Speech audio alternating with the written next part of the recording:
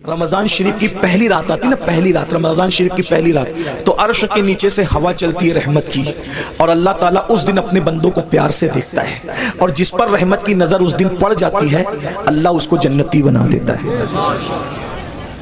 روزہ مت چھوڑنا۔ اور ایک بات یہ بھی یاد رکھنا، المعجم الاوسط میں یہ حدیث ہے کہ جو رمضان شریف میں ایک گناہ کرتا ہے اللہ اس کی 1 سال کی عبادت کو ضائع کر دیتا ہے۔ یعنی رمضان شریف میں اس لیے گناہ سے بچو، اس رمضان شریف میں گیم نہیں کھیلنا، فلمیں نہیں دیکھنا، گانے نہیں سننا۔ آج کل تو لوگ افطار کے وقت بھی واٹس ایپ پہ لگے رہتے ہیں، اور وہ پتہ نہیں کچھ پاگلوں نے ایسے چینل شروع کر دیے کہ وہ چینل سحری کے وقت بھی چالو رہتے ہیں، افطار کے وقت بھی چالو رہتے ہیں۔ اچھا ٹھیک ہے بھائی، چینل تم چلاؤ، جو ہے وہ اس میں دن بھر تقریریں کرو، سحری افطار میں لوگوں کو رونے دھونے دو، عبادت کرنے دو، اللہ سے جڑنے دو، اور پھر ان چینلوں کے اوپر عورتیں بھی بیٹھی ہوتی ہیں، مرد بھی بیٹھے ہوتے ہیں، اور رمضان ٹرانسمیشن چلتا رہتا ہے۔ وہ کیسے بے غیرت مولوی ہے جو عورتوں کے ساتھ افطار کے وقت بے پردہ بیٹھتے ہیں؟ کوئی ان کو روکنے والا نہیں، کوئی ٹوکنے والا نہیں، عورتوں کے ساتھ بیٹھتے ہیں۔ غور تو فرمائیں، کوئی دین دھرم ہے؟ عورتوں کے ساتھ بیٹھ کے تم دین سکھاؤ گے؟ عورتوں کے ساتھ بیٹھنا کیا ہے؟ امام ابن الجوزی لکھتے ہیں کہ کسی نے کہا یا رسول اللہ اگر کوئی عورت کے ساتھ اکیلے بیٹھنا چاہے تو آپ کیا فرماتے ہیں؟ آقا فرماتے ہیں نہیں بیٹھنے کی اجازت ہے۔ کہا اگر عورت نیک اور مرد نیک ہو تو آقا فرماتے ہیں عورت اگر مریم جیسی نیک ہو اور مرد یحییٰ جیسا نیک ہو اور دونوں قرآن سیکھنے سکھانے کے لیے بیٹھیں تو بھی میں ان کو بیٹھنے کی اجازت نہیں دیتا۔ کون مریم ہے؟ سنگھار کر کے بے پردہ منہ کھول کر، پہلی بات کوئی شریف عورت اس طرح آئے گی؟ اب یہ عورتیں ہمیں دین سکھائیں گی، چینلوں پہ آ کے عورتیں دین سکھائیں گی، اور تمہیں بھی غیرت نہیں آتی افطار کے وقت روزے کی حالت میں عورتوں سے دین سیکھتے بیٹھے؟ لا الہ الا اللہ۔ کیا میرے بھائی، ام المومنین سیدہ عائشہ صدیقہ کی قرآن پڑھنے کی آواز بلند ہو گئی تو فاروق اعظم رضی اللہ تعالیٰ نے عرض کیا رسول اللہ امی جان عائشہ زور سے قرآن پڑھ رہی تھی، آواز گھر کے باہر جا رہی تھی۔ آقا نے فرمایا عائشہ عورت کی آواز بھی عورت ہے، زور سے قرآن نہ پڑھا کر۔ سارے مومنین کی ماں، ان کو روک دیا کہ زور سے قرآن نہ پڑھو۔ یہ دین ہے، یہ دین کی پوترتا ہے، یہ دین کا تقدس ہے، سب پامال کیا۔ یہ افطار اور سحری کا وقت کیا ہے؟ اللہ تعالیٰ سحری اور افطار میں اپنے بندوں سے کہتا ہے کوئی مجھ سے روزی مانگنے والا؟ روزی مانگو میں تمہیں روزی دوں گا۔ مغفرت مانگنے والا؟ مغفرت مانگے گا مغفرت دوں گا۔ ہے کوئی مجھ سے نعمتیں مانگنے والا؟ میرے بندے مانگ، میں وعدہ کرتا ہوں تو جو مانگے گا میں تجھے عطا کروں گا، کیونکہ یہ رمضان ہے، سحری اور افطار کا وقت ہے، مجھ سے جو مانگا جائے گا میں عطا کروں گا۔ سال بھر لوگوں کے دروازوں پہ دستک دینے والوں، اللہ کی رحمتیں تمہارے دروازے دل پہ دستک دیتی ہے۔ مانگ کیا مانگتا ہے؟ اس وقت تو نہیں مانگتے، پھل کاٹتے رہتے، ادھر ادھر باتیں کرتے رہتے، بھنکس بازی کرتے رہتے، واٹس ایپ پہ لگے رہتے، فیس بک۔ میرے بھائی رمضان شریف کا فائدہ اٹھا لو۔ آقا فرماتے ہیں جس کو رمضان شریف ملے اور وہ اپنی بخشش نہ کروا لے وہ اللہ کی رحمت سے محروم ہو جائے، دور ہو جائے، اللہ کی رحمت سے دور ہو جائے۔ جس کو ماں باپ ملے اور وہ جنتی نہ بن جائے وہ اللہ کی رحمت سے دور ہو جائے۔ محفل میں درود پڑھا، محفل میں ذکر رسول کیا جائے اور حضور پہ درود نہ پڑھا جائے وہ اللہ کی رحمت سے دور ہو جائے۔ حضور نے جمعہ کے وقت خطبے کے لیے جاتے ہوئے منبر پر سیڑھیوں پہ قدم رکھتے ہوئے دعائیں کی تھی، اور آپ کی دعا پہ جبریل نے آمین کہا تھا۔ اس لیے رمضان شریف میں کوشش کرو روزے رکھنے کی۔ جو ایک روزہ چھوڑ دے رمضان شریف کا، صرف ایک روزہ، پوری زندگی روزہ رکھتا رہے، ایک رمضان شریف کے روزے کی فضیلت کو نہیں پا سکتا۔ اس لیے روزہ رکھو۔ کچھ لوگ کیا کہتے ہیں مولانا ہم کام کرتے ہیں، بیمار ہے، یہ وہ، یاد رکھنا روزے سے کبھی بیماری نہیں بڑھتی، کہ اللہ کے رسول فرماتے ہیں روزہ رکھو صحت مند ہو جاؤ۔ آج کی جو جدید تحقیق تو آتی رہے گی، لیکن جدید تحقیق کیا کہہ رہی ہے پتہ ہے؟ جدید تحقیق کہہ رہی ہے جتنا بھوکے رہو گے اتنا صحت مند رہو گے۔ یہ جو فاسٹنگ واسٹنگ کے جو چکر سب ڈاکٹر لوگ بیان کر رہے ہیں یہ آج بیان کر رہے ہیں، میرے نبی نے 1450 سال پہلے بیان کیا۔ ایک مرتبہ ایسا ہوا میری امی کی ہاتھ کی ہڈی ٹوٹ گئی، تو میں امی کو آپریشن کروانا تھا تو میں گیا، تو مالیگاؤں میں ایک ڈاکٹر ہے، جین ڈاکٹر، وہاں آپریشن تھا امی کا، تو میں گیا تو لوگوں نے بتایا کہ یہ جو وہ فنا ہے، تو اس نے اپنے کیبن میں بلایا، تو کیبن میں بلا کر کے بٹھایا، تو اس نے کہا اپنے جو اس کا دواخانے میں جو بندہ تھا اس کو بلا کہا کہ پانی لاؤ، چائے لاؤ سر کے لیے، تو میں نے کہا کہ ہم پانی نہیں پئیں گے، چائے بھی نہیں پئیں گے۔ تو کہا کیوں؟ تو مجھے ایسا لگا کہ یہ جین ہے، اگر میں اس کو نہیں بتاؤں گا تو یہ کہیں بدگمان نہ ہو جائے، تو اسلام سے بدزن نہ ہو جائے کہ یار دیکھو یہ مسلمان لوگ ہماری چائے بھی نہیں پیتے۔ میں نے کہا میں چائے اس لیے نہیں پیوں گا، میں روزے سے ہوں۔ تو اس نے کہا کیا رمضان آ گیا آپ لوگوں کا؟ کہا نہیں رمضان نہیں آیا ہے، ہمارے نبی صلی اللہ علیہ وآلہ وسلم کی سنت ہے کہ ہمارے نبی ہر مہینے کی 13، 14 اور 15 تاریخ کو روزہ رکھتے ہیں، تو ہم لوگ بھی روزہ رکھتے ہیں۔ ہر مہینہ ہم لوگ روزہ رکھتے ہیں رمضان شریف کے علاوہ، یہ ہمارے نبی کی سنت ہے اور اس کی بڑی فضیلت ہے۔ ہمارے نبی صلی اللہ علیہ وسلم نے فرمایا کہ یہ جو روزے رکھتا ہے 3 روزے، تو اس کو پورا مہینہ روزہ رکھنے کا ثواب ملتا ہے۔ یعنی اگر جو مہینے میں 3 روزے رکھ لے 13 14 15، اس کو ایام 20 کہتے ہیں، اگر 3 روزے رکھ لے تو پورا مہینہ وہ روزے دار شمار ہوگا۔ تو اس طرح ہم لوگ جب وہ 3 روزے رکھ کر پورا مہینہ ثواب کمانے کی لالچ میں روزہ رکھ لیتے ہیں۔ اس نے کہا سر میں آپ کو ایک بات بتاؤں، یہ آپ مجھے ابھی بتا رہے ہیں لیکن ہمارے علم اور نالج کے مطابق اگر مہینے میں کوئی 3 دن اس طریقے سے 12 گھنٹہ بھوکا رہ جائے نا تو اس کو زندگی میں کبھی کوئی بیماری نہیں ہو سکتی، کیونکہ اس کا پیٹ جو ہے اس کو راحت ملے گی۔ وہ بہت لمبی چوڑی اس نے سمجھانے کی کوشش کی، پھر اس کا سینہ بلغم سے پاک ہو، وہ بہت اس نے مجھے دیر تک سمجھایا۔ میں نے کہا یہ سب تو اپنی جگہ ہے، ہم اس لیے نہیں رکھتے، ہم صرف اس لیے رکھتے ہیں ہم نفع و نقصان کے سوداگر نہیں ہیں۔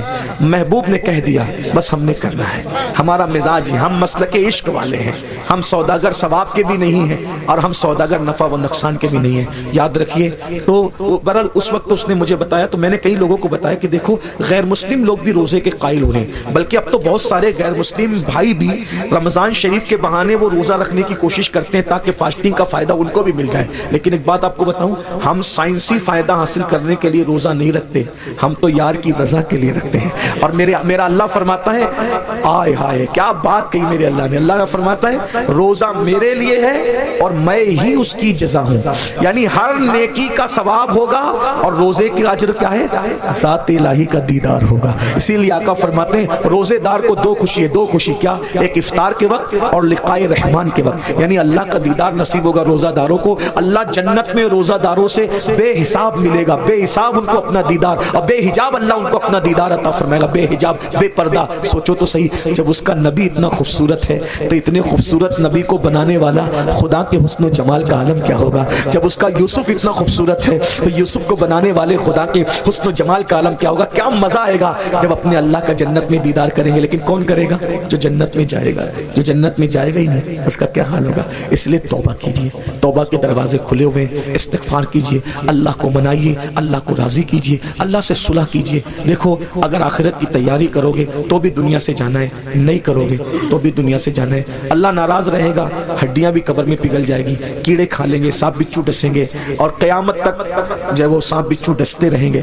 اور اگر اللہ کو راضی کر لیا کفن بھی میلا نہیں ہوگا انشاءاللہ، کفن بھی میں اللہ کو راضی کر لو، روزے رکھو، فرائض واجبات پر عمل کرو، آج سے پہلے جو ہوا اس سے تو۔ لوگ آخرت کو بھول چکے ہیں، لوگ آخرت کو فراموش کر چکے ہیں، اور یہ بات یاد رکھیں قرآن نے آخرت کی جتنی بات کی ہے پورا قرآن اٹھا کر کے پڑھ لیں، 70% آیتیں قرآن کی آخرت سے متعلق ہے۔ میں نے قرآن مقدس کی جس آیہ کریمہ کی سورہ نبا سے تلاوت کی ہے اس میں اللہ تبارک و تعالیٰ نے قبر سے اٹھنے کا ذکر کیا ہے۔ انسان قبر سے اٹھے گا، کس طریقے سے اٹھے گا؟ قبر سے اٹھنے والا ایک ہی شکل پر نہیں اٹھے گا، قبر کے اندر تو سب کو انسان کی شکل میں داخل کیا جائے گا، لیکن قبر سے اٹھتے وقت ہر انسان جو ہے اصل شکل پہ نہیں اٹھے گا، انسانی شکل میں نہیں اٹھے گا۔ کون کس شکل میں اٹھے گا؟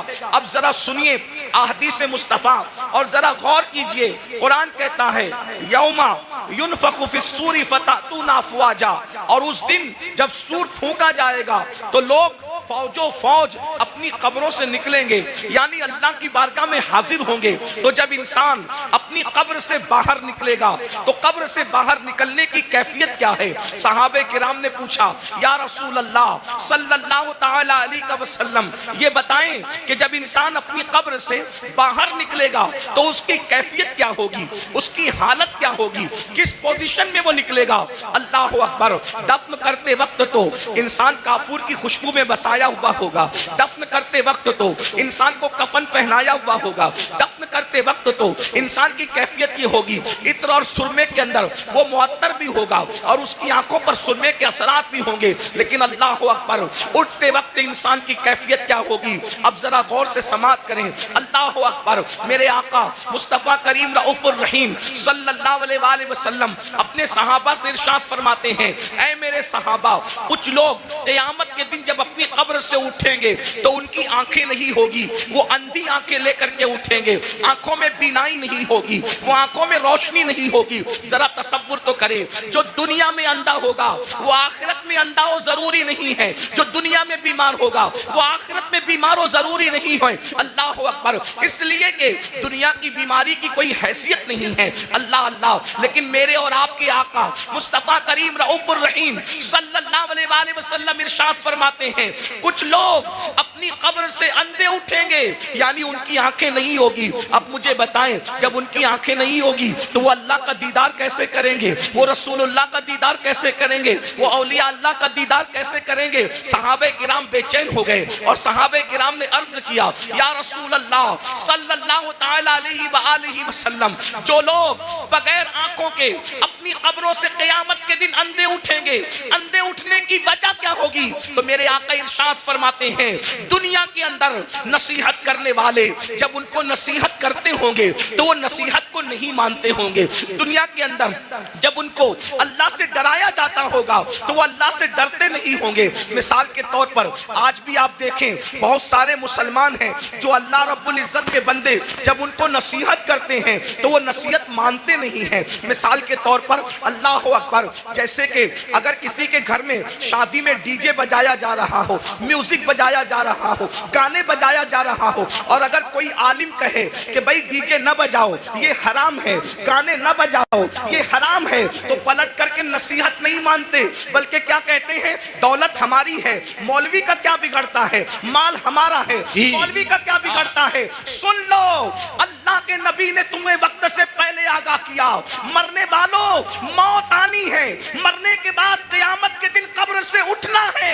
اگر تم نصیحت نہیں مانتے اور دولت کے نشے میں غرور و گھمنڈ کے اندر ڈوب کر کے خدا کی نصیحت کو پیٹ کے پیچھے ڈالتے ہو تو قیامت کے دن اندھے اٹھنے کے لیے تیار ہو جاؤ. سن لو دولت کے غرور اور گھمنڈ میں خدا کی نصیحتوں کو فراموش کرنے والوں، یہاں کسی کی آنکھیں اندھی ہوگی کوئی راستہ پکڑ کر کے چلا دے گا، یہاں کسی کی آنکھیں اندھی ہوگی کوئی سہارا دے کر کے پار لگا دے گا، یہاں کسی کی آنکھیں اندھی ہوگی کوئی نہ کوئی مدد کے لیے آ جائے گا. مگر قیامت کے دن اللہ کی نصیحتیں نہ ماننے کی بنیاد پر جب تمہیں اللہ اندھا اٹھائے گا نہ وہاں لاٹھی ہوگی، نہ کوئی سہارا ہوگا، نہ کوئی مددگار ہوگا. اندازہ فرمائے قیامت کے دن دفن ہونے کے بعد اپنی اپنی قبروں سے اٹھنا ہے. بولو نصیحت مانتے ہیں لوگ؟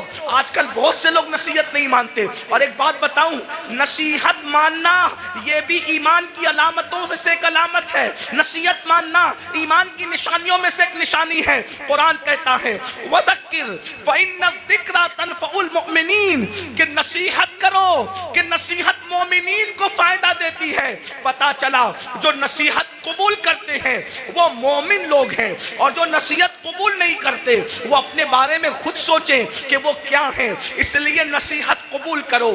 آج نصیحت قبول نہیں کی جاتی. اگر کسی مسلمان کو کہو بھائی چہرے سے داڑھی منڈانا یہ یہودیوں کا طریقہ ہے، چہرے سے داڑھی منڈانا یہ مشرکین کا طریقہ ہے، چہرے سے داڑھی منڈانا یہ اللہ رسول کے دشمنوں کا طریقہ ہے، تو آج کا مسلمان کہتا ہے ارے مولانا اگر میں داڑھی رکھوں گا تو کیسا لگوں گا، میری بیوی پتہ نہیں اجازت دے گی کہ نہیں دے گی. میں پوچھنا چاہتا ہوں میرے بھائی، بیوی سے پیار ضرور کرو لیکن بیوی شریک حیات ہے، شریک ممات نہیں ہے. جیسے ہی روح کا رشتہ جسم سے ٹوٹ جائے گا یہ بیوی قبر میں نہیں آئے گی. اللہ اکبر. لیکن خدا کے عذاب میں گرفتار کر دیے جاؤ گے تو پہلی چیز اللہ کے سچے رسول صادق و مصدوق مصطفیٰ کریم رؤوف الرحیم صلی اللہ علیہ وآلہ وسلم فرماتے ہیں جو نصیحت نہیں مانتے، جو حق کو قبول نہیں کرتے، وہ قیامت کے دن اندھے اٹھائے جائیں گے. یہاں ایک بات کا اور اضافہ کر دوں، بہت سی چیزوں میں نصیحت کی جاتی ہے. حرام کام نہ کرو، بدعات نہ کرو، خرافات نہ کرو، جرائم نہ کرو، گناہ نہ کرو، بد مذہب گستاخ رسول سے دوستی نہ کرو، ان سے رشتہ داری نہ کرو. بہت سی چیزیں کہی جاتی ہیں لیکن ہماری قوم نصیحت ماننے کے لیے تیار نہیں ہے. پھر میرے آقا مصطفیٰ جان رحمت صلی اللہ علیہ وآلہ وسلم ارشاد فرماتے ہیں دوسرا گروہ جب قبر سے نکلے گا تو ان کی کیفیت کیا ہوگی. آقا ارشاد فرماتے ہیں جب دوسرا گروپ، چونکہ قرآن کہتا ہے فَتَأْتُونَ أَفْوَاجًا فوج فوج نکلیں گے لوگ، یعنی قبروں سے گروہ در گروہ نکلیں گے۔ تو پہلے گروپ کا ذکر آپ نے سن لیا، اب دوسرے گروپ کا ذکر سنیں۔ جو دوسرا گروپ قبروں سے نکلے گا ان کی کیفیت کیا ہوگی؟ دوسرے گروپ کی کیفیت یہ ہوگی، میرے اور تمہارے آقا سچے رسول صادق و مصدوق مصطفیٰ جان رحمت صلی اللہ علیہ وآلہ وسلم فرماتے ہیں لوگ قبروں سے نکلیں گے تو ایسے نکلیں گے جیسے ان پر کسی نے جادو کر دیا ہو۔ حالانکہ اس دن کون کس پہ جادو کرے گا؟ جیسے جادو جس پہ کیا جاتا ہے تو اس کا چہرہ کیسے بے رونق ہوتا ہے، سونا سونا ہوتا ہے، اس کے چہرے پر جو ہے حساسیت نہیں ہوتی، اس کا چہرہ جو ہے اللہ اکبر خوبصورت نہیں لگتا، بلکہ صرف سمجھانے کے لیے کہہ رہا ہوں، چہرہ منحوس سا لگتا ہے، ڈراؤنا سا لگتا ہے۔ آقا فرماتے ہیں کچھ لوگ اپنی قبروں سے اٹھیں گے، مفہوم کے طور پہ عرض کر رہا ہوں، تو ایسا لگے گا کہ جیسے ان پہ کسی نے جادو کیا، حالانکہ کسی نے جادو نہیں کیا ہوگا۔ ایسا لگے گا جیسے اس کو کسی آسیب نے چھو لیا، لیکن اس کو آسیب نے نہیں چھوا ہوگا۔ اللہ اکبر۔ آقا ارشاد فرماتے ہیں ان کے پیٹ مٹکوں کی طرح بڑے بڑے ہوں گے، کچھ کے پیٹ کمروں کی طرح بڑے بڑے ہوں گے۔ کچھ لوگوں کا حال یہ ہوگا وہ اٹھ کر کھڑے رہنے کی کوشش کریں گے تو گر جائیں گے۔ اللہ اکبر۔ ان کے پیر چھوٹے ہوں گے، ان کے ہاتھ چھوٹے ہوں گے، اور ان کے پیٹ مٹکوں کی طرح اور کمروں کی طرح بڑے بڑے ہوں گے۔ وہ چلنا چاہیں گے تو گر جائیں گے۔ اللہ اکبر۔ صحابہ کرام نے عرض کیا یا رسول اللہ صلی اللہ علیہ وآلہ وسلم وہ کون لوگ ہوں گے جن کی حالت یہ ہوگی؟ ایسا لگے گا کہ وہ نشے میں ہے، مگر وہ نشے میں نہیں ہوں گے۔ ایسا لگے گا وہ جادو کیے ہوئے ہیں، حالانکہ ان پہ جادو نہیں ہوگا۔ ایسا لگے گا کہ وہ آسیب زدہ ہیں، حالانکہ وہ آسیب میں نہیں ہوں گے۔ ان کے پیٹ کمروں کی طرح، ان میں سانپ اور بچھو ہوں گے۔ صحابہ کرام نے پوچھا تو آقا فرماتے ہیں جن لوگوں نے دنیا میں سود کھایا ہوگا، جن لوگوں نے دنیا میں سود کے دھندے کیے ہوں گے، وہ اس حالت میں اٹھیں گے کہ وہ چل نہیں سکیں گے۔ اللہ اکبر۔ وہ چل نہیں سکیں گے۔ ان کی کیفیت یہ ہوگی جیسے جانوروں کو ہانک کر کے جنگل میں چرواہا لے کر کے جاتا ہے، ویسے ذلیل کر کے فرشتے ان کو جانوروں کی طرح ہانکتے ہوئے میدان محشر میں لائیں گے۔ اللہ اکبر۔ ذرا تصور تو کرو، ذرا غور تو کرو، اس دن کی ذلت کیا ذلت ہوگی، اس دن کی رسوائی کیا رسوائی ہوگی۔ آج ایزی منی کے چکر میں، شارٹ ٹائم کے اندر ترقی کرنے کے چکر میں انسان نہ حلال دیکھ رہا ہے نہ حرام دیکھ رہا ہے۔ میری قوم کے جوانوں، دولت تو نچنیوں کو بھی مل جاتی ہے، دولت تو جسم بیچنے والوں کو بھی مل جاتی ہے، دولت تو چوری کرنے والوں کو بھی مل جاتی ہے۔ ارے دولت ہی سب کچھ نہیں ہے، دولت ایک دن ختم ہونے والی ہے، دنیا ایک دن ختم ہونے والی ہے۔ یہاں سے لے کر کیا جاؤ گے؟ ارے حلال کمایا ہوا جب ساتھ نہیں لے جاؤ گے تو حرام کمایا ہوا کیا ساتھ لے کر کے جاؤ گے؟ ذرا سوچو تو صحیح، ذرا تصور تو کرو۔ یہ کوئی مقرر نہیں کہہ رہا ہے، یہ کوئی جلسے کا ناظم نہیں کہہ رہا ہے، یہ کوئی معمولی انسان نہیں کہہ رہا ہے، یہ تمہارے اور میرے نبی فرما رہے ہیں۔ اللہ اکبر۔ لوگ، سود خور لوگ اپنی قبروں سے ایسے اٹھیں گے جیسے وہ نشے میں ہے، حالانکہ وہ نشے میں نہیں ہوں گے، جیسے وہ پاگل ہے، حالانکہ وہ پاگل نہیں ہوں گے، جیسے وہ آسیب زدہ ہیں، وہ آسیب زدہ نہیں ہوں گے۔ ذرا سوچئے آج کس طریقے سے اللہ اکبر سود کو پرموٹ کیا جا رہا ہے، بیاج کو پرموٹ کیا جا رہا ہے۔ یاد رکھیے شاید اسی دور کے لیے کہا گیا تھا جو سود سے بچنے کی کوشش کریں گے سود کا گرد و غبار ان تک پہنچ کر کے رہے گا، سود کا گرد و غبار ان تک پہنچ کر کے رہے گا۔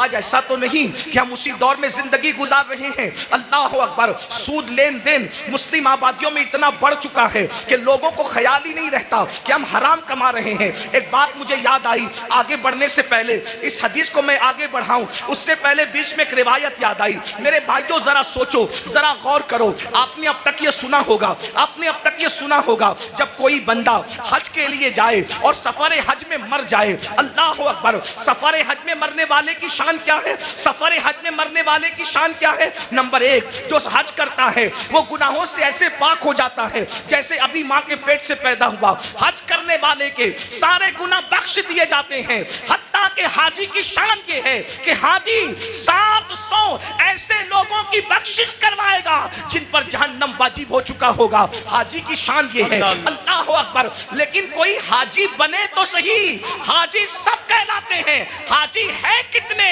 جو واقعی حاجی ہوگا وہ 700 لوگوں کی بخشش کرائے گا۔ حاجی کا ٹائٹل پانا آسان ہے، حاجی بن جانا آسان نہیں ہے۔ اللہ اکبر۔ سنو غور سے سنو، اللہ کے بندو توجہ توجہ سے سنو، اللہ اکبر، حج کرنے والے کی مغفرت ہو جاتی ہے، حج کرنے والے کی بخشش ہو جاتی ہے، حج کرنے والا 700 لوگوں کی شفاعت کرے گا، وہ شفیع بنے گا، اس کی شفاعت قبول کی جائے گی، اللہ اکبر۔ اور اگر کوئی خوش نصیب سفر حج میں مر جائے، سفر حج میں مر جائے، تو جب تک دنیا قائم رہے گی، جب تک چاند سورج نکلتے رہیں گے، جب تک عرفات کے میدان میں حج ہوتا رہے گا، جو سفر حج میں مر گیا، قیامت تک ہر سال اللہ اس کو حج کرنے کا ثواب عطا فرمائے گا۔ ایک روایت میں آیا ہے اس کا ہم شکل ایک فرشتہ پیدا کیا جائے گا جو قیامت تک اس کے لیے حج کرتا رہے گا۔ بولو سفر حج میں مرنے کی فضیلت کیا ہے؟ مگر اب سنیے، دل کے کانوں سے سنیے، ذرا غور سے سنیے، اللہ اکبر۔ ایک قافلہ سفر کر رہا تھا، سفر کرتے کرتے جب وہ آگے بڑھا حج کے سفر میں، تو انہوں نے کیا دیکھا؟ ایک بندے کا انتقال ہو گیا، اور جب اس کا انتقال ہو گیا سوچا حاجی ہے، حاجی صاحب کا انتقال ہو گیا، ابھی کعبے تک پہنچے بھی نہیں تھے کہ حاجی صاحب کا انتقال ہو گیا۔ حاجی صاحب کا انتقال ہوا تو ان کے چہرے پہ کپڑا ڈھانک دیا گیا، جب کپڑا ڈھانک دیا گیا تھوڑی دیر کے بعد لوگوں نے سوچا چلو غسل دے دو، چلو کفن پہنا دو تاکہ ہم ان کو دفن کر سکیں۔ جیسے ہی غسل دینے کے لیے چہرے سے کپڑا ہٹایا تو کیا دیکھتے ہیں کہ حاجی صاحب کا چہرہ گدھے کی طرح ہو گیا، گدھے کی شکل اختیار کر گیا۔ اللہ اکبر، پورے قافلے میں کوہرام مچ گیا، پورا قافلہ بے چین ہو گیا۔ ارے سفر حج میں مرنا تو بڑی سعادت کی بات ہے، لیکن سب رونے لگے، سب بے چین ہونے لگے، دعا کرنے لگے، اور دعا کرتے تھے یا اللہ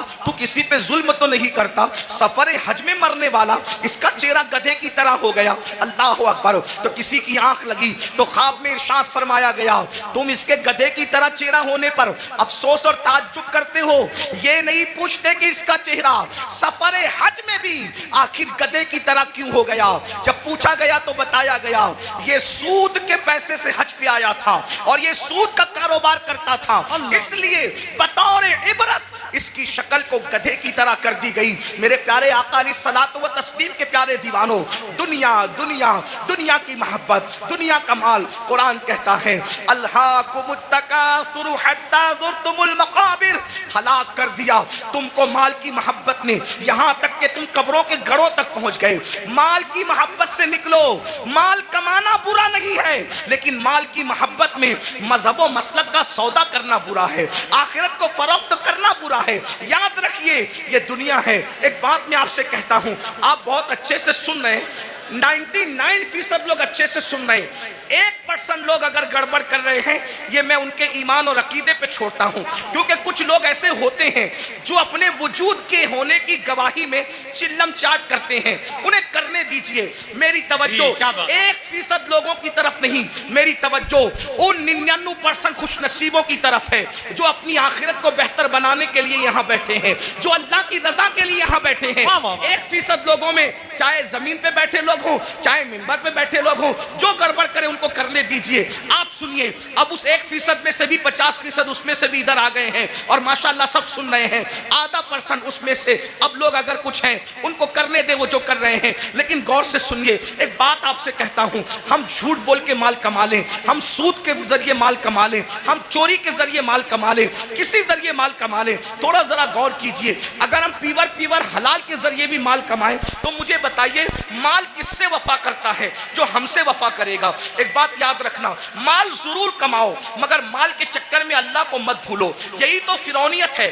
دیکھو مالدار فرعون بھی ہے، مالدار عثمان غنی بھی ہے، مالدار نمرود بھی ہے، مالدار سلیمان علیہ السلام بھی ہے، مالدار جو ہے وہ قارون بھی ہے، اور مالدار ذوالقرنین بھی ہے، لیکن فرق کیا ہے؟ دونوں مالداروں کی مذمت نہیں ہے۔ سیدنا عثمان غنی کو مال کے بدلے میں جنت بیچی گئی ہے، اگر مال برا ہوتا تو عثمان غنی کی بھی برائی کی جاتی معاذ اللہ مال کی بنیاد پر، لیکن کوئی عثمان غنی کی برائی نہیں کرتا۔ اللہ اکبر، قارون کی برائی ہوتی ہے، عثمان کی برائی نہیں ہوتی۔ وجہ مال نے قارون کو اللہ کا باغی بنا دیا اور مال نے عثمان غنی کو جنتی بنا دیا۔ مال برا نہیں ہے، مال کا استعمال برا ہے۔ حکومت ملی نمرود بگڑ گیا، حکومت ملی سلیمان علیہ السلام کو حکومت نے نہیں بگاڑا، بلکہ جب بھی نعمت ملتی ہے تو سلیمان علیہ السلام کہتے ہیں کہ سبحان ربی العالی۔ نمرود کہتا ہے انا ربکم العلا، اور سلیمان کہتے ہیں سبحان ربی العلا۔ مال برا نہیں ہے، مال کے چکر میں اللہ کو بھول جانا برا ہے۔ اب آپ سے پوچھتا ہوں کتنے ہی مالدار ہیں ہم؟ تھوڑا غور، ممبر والے بھی غور، اور بھائی خاموشی اختیار کریں، ذرا خاموشی اختیار کریں۔ مال سب کو اللہ نے دیا، آپ کو بھی دیا، اور جن کو نہیں ملا میں دعا کرتا ہوں اللہ ان سب کو عطا کرے، آمین آمین۔ لیکن سنو، مال آپ نے کما لیا، بہت مال مل گیا، مال ملنے کے بعد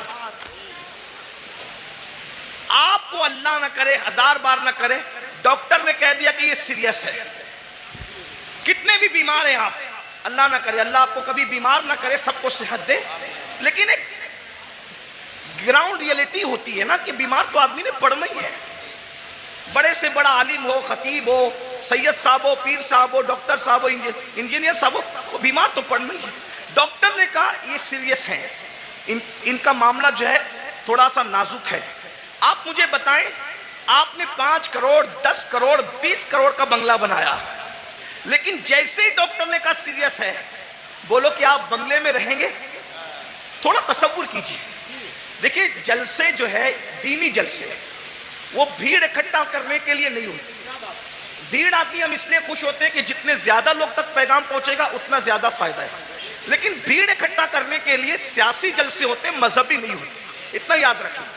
ہم 22,000 پر خوش ہونے والے لوگ نہیں ہیں، ہمیں تو 72 وفادار چاہیے۔ واہ واہ واہ، سبحان اللہ سبحان اللہ، واہ واہ واہ۔ کربلا میں ایک طرف 22,000 گنڈے تھے اور ایک طرف 72 وفادار۔ سبحان اللہ سبحان اللہ۔ 22,000 کا نام نہیں ملتا، توجہ، 22,000 کا نام نہیں ملتا اور 72 کا نام مٹتا نہیں، ان کا نام ملتا نہیں، ان کا نام مٹتا نہیں، وجہ کہ وہ 22,000 ہو کر بھی مخلص نہیں تھے اور یہ 72 ہو کر بھی اللہ کے وفادار اور مخلص بندے تھے۔ سبحان اللہ سبحان اللہ۔ اس لیے دھیان سے سنو، غور سے، 5 کروڑ کا بنگلہ 10 کروڑ بناؤ، ہم منع نہیں کرتے، ہمارا تصوف تو قادری تصوف ہے، اچھا کھاؤ اچھا پہنو اچھے عمل کرو، ہم منع نہیں کرتے، ہم دقیانوسی فکر کے لوگ نہیں ہیں، ہم لوگ ایسا نہیں کہتے کہ جو ٹھیک ہوگا وہ اتنا شادیوں سے دور ہوگا، نہ،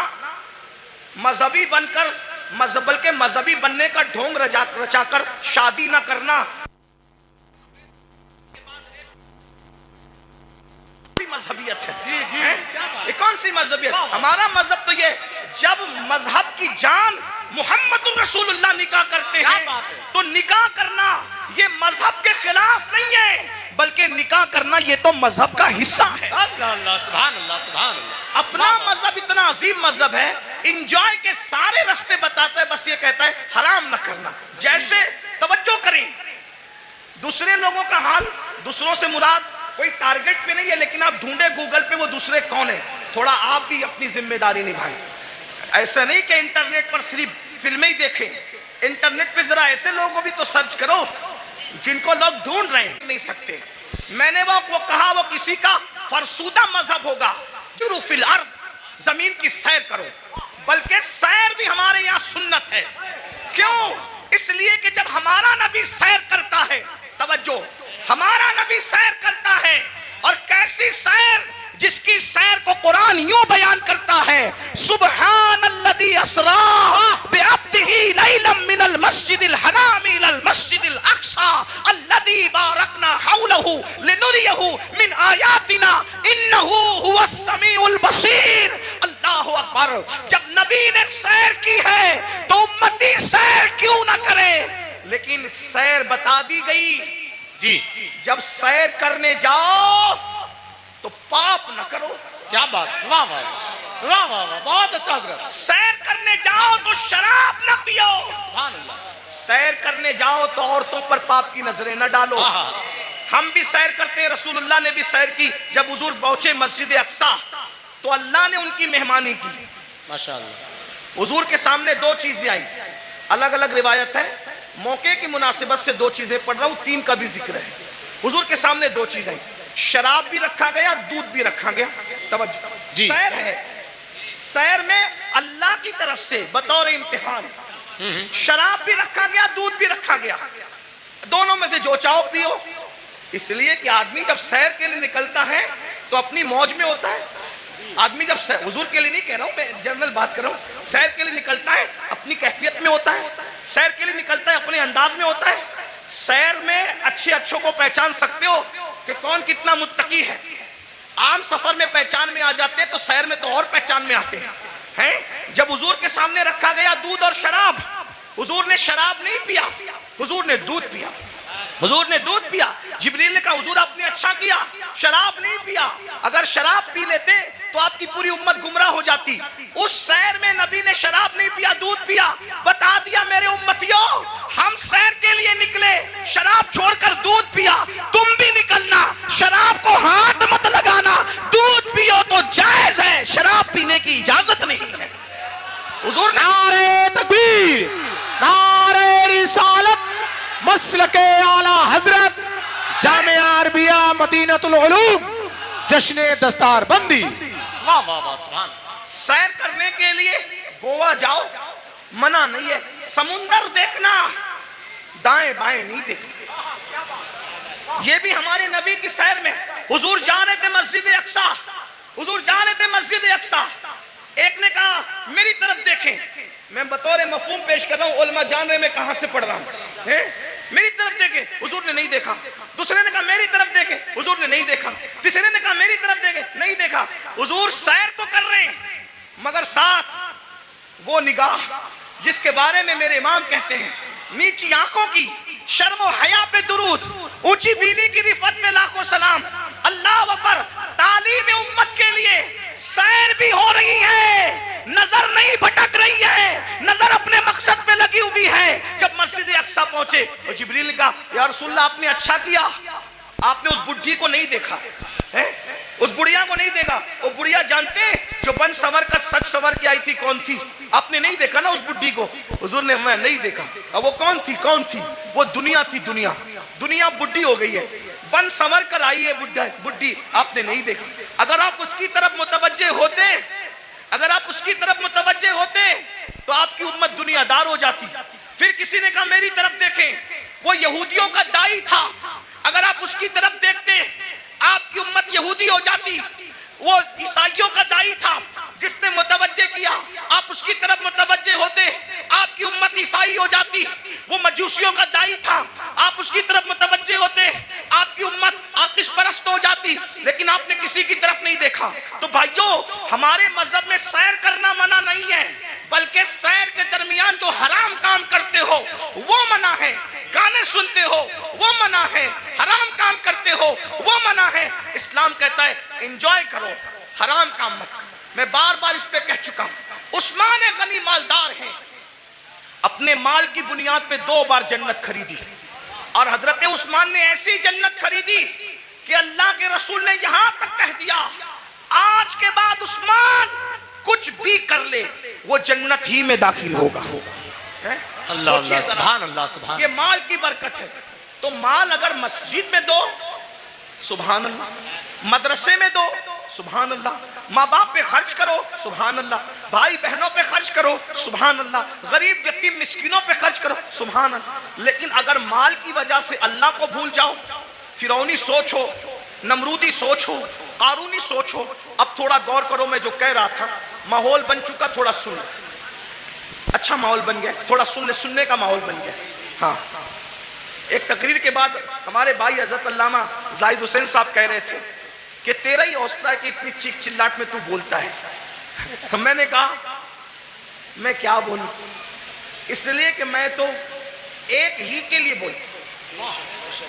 مجمع سینکڑوں کا ہو، ہزاروں کا ہو، اور شکر کے طور پہ لاکھوں کے مجمع میں بھی میں نے بولا ہے، بولتا ہوں، لیکن بولتا ہوں ایک ہی کے لیے، بس ایک ہی کے لیے.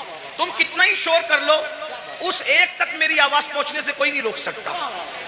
اور وہ ایک ہے میرا اللہ، اور وہ ایک ہے اس ایک کا ایک گنبد خضرا کا مکی. جو پیا کو بھائے اختر وہ سہانا راگ ہے، جو پیا کو بھائے اختر وہ سہانا راگ ہے، جس سے ناخوش ہے پیا وہ راگنی اچھی نہیں. راگنی اچھی نہیں. آپ کتنا بھی چلائیں، ڈسٹرب کریں، میں ڈسٹرب نہیں ہوں گا. کیونکہ میری توجہ اس ایک کی اور اس ایک کے ایک کی طرف ہے نا.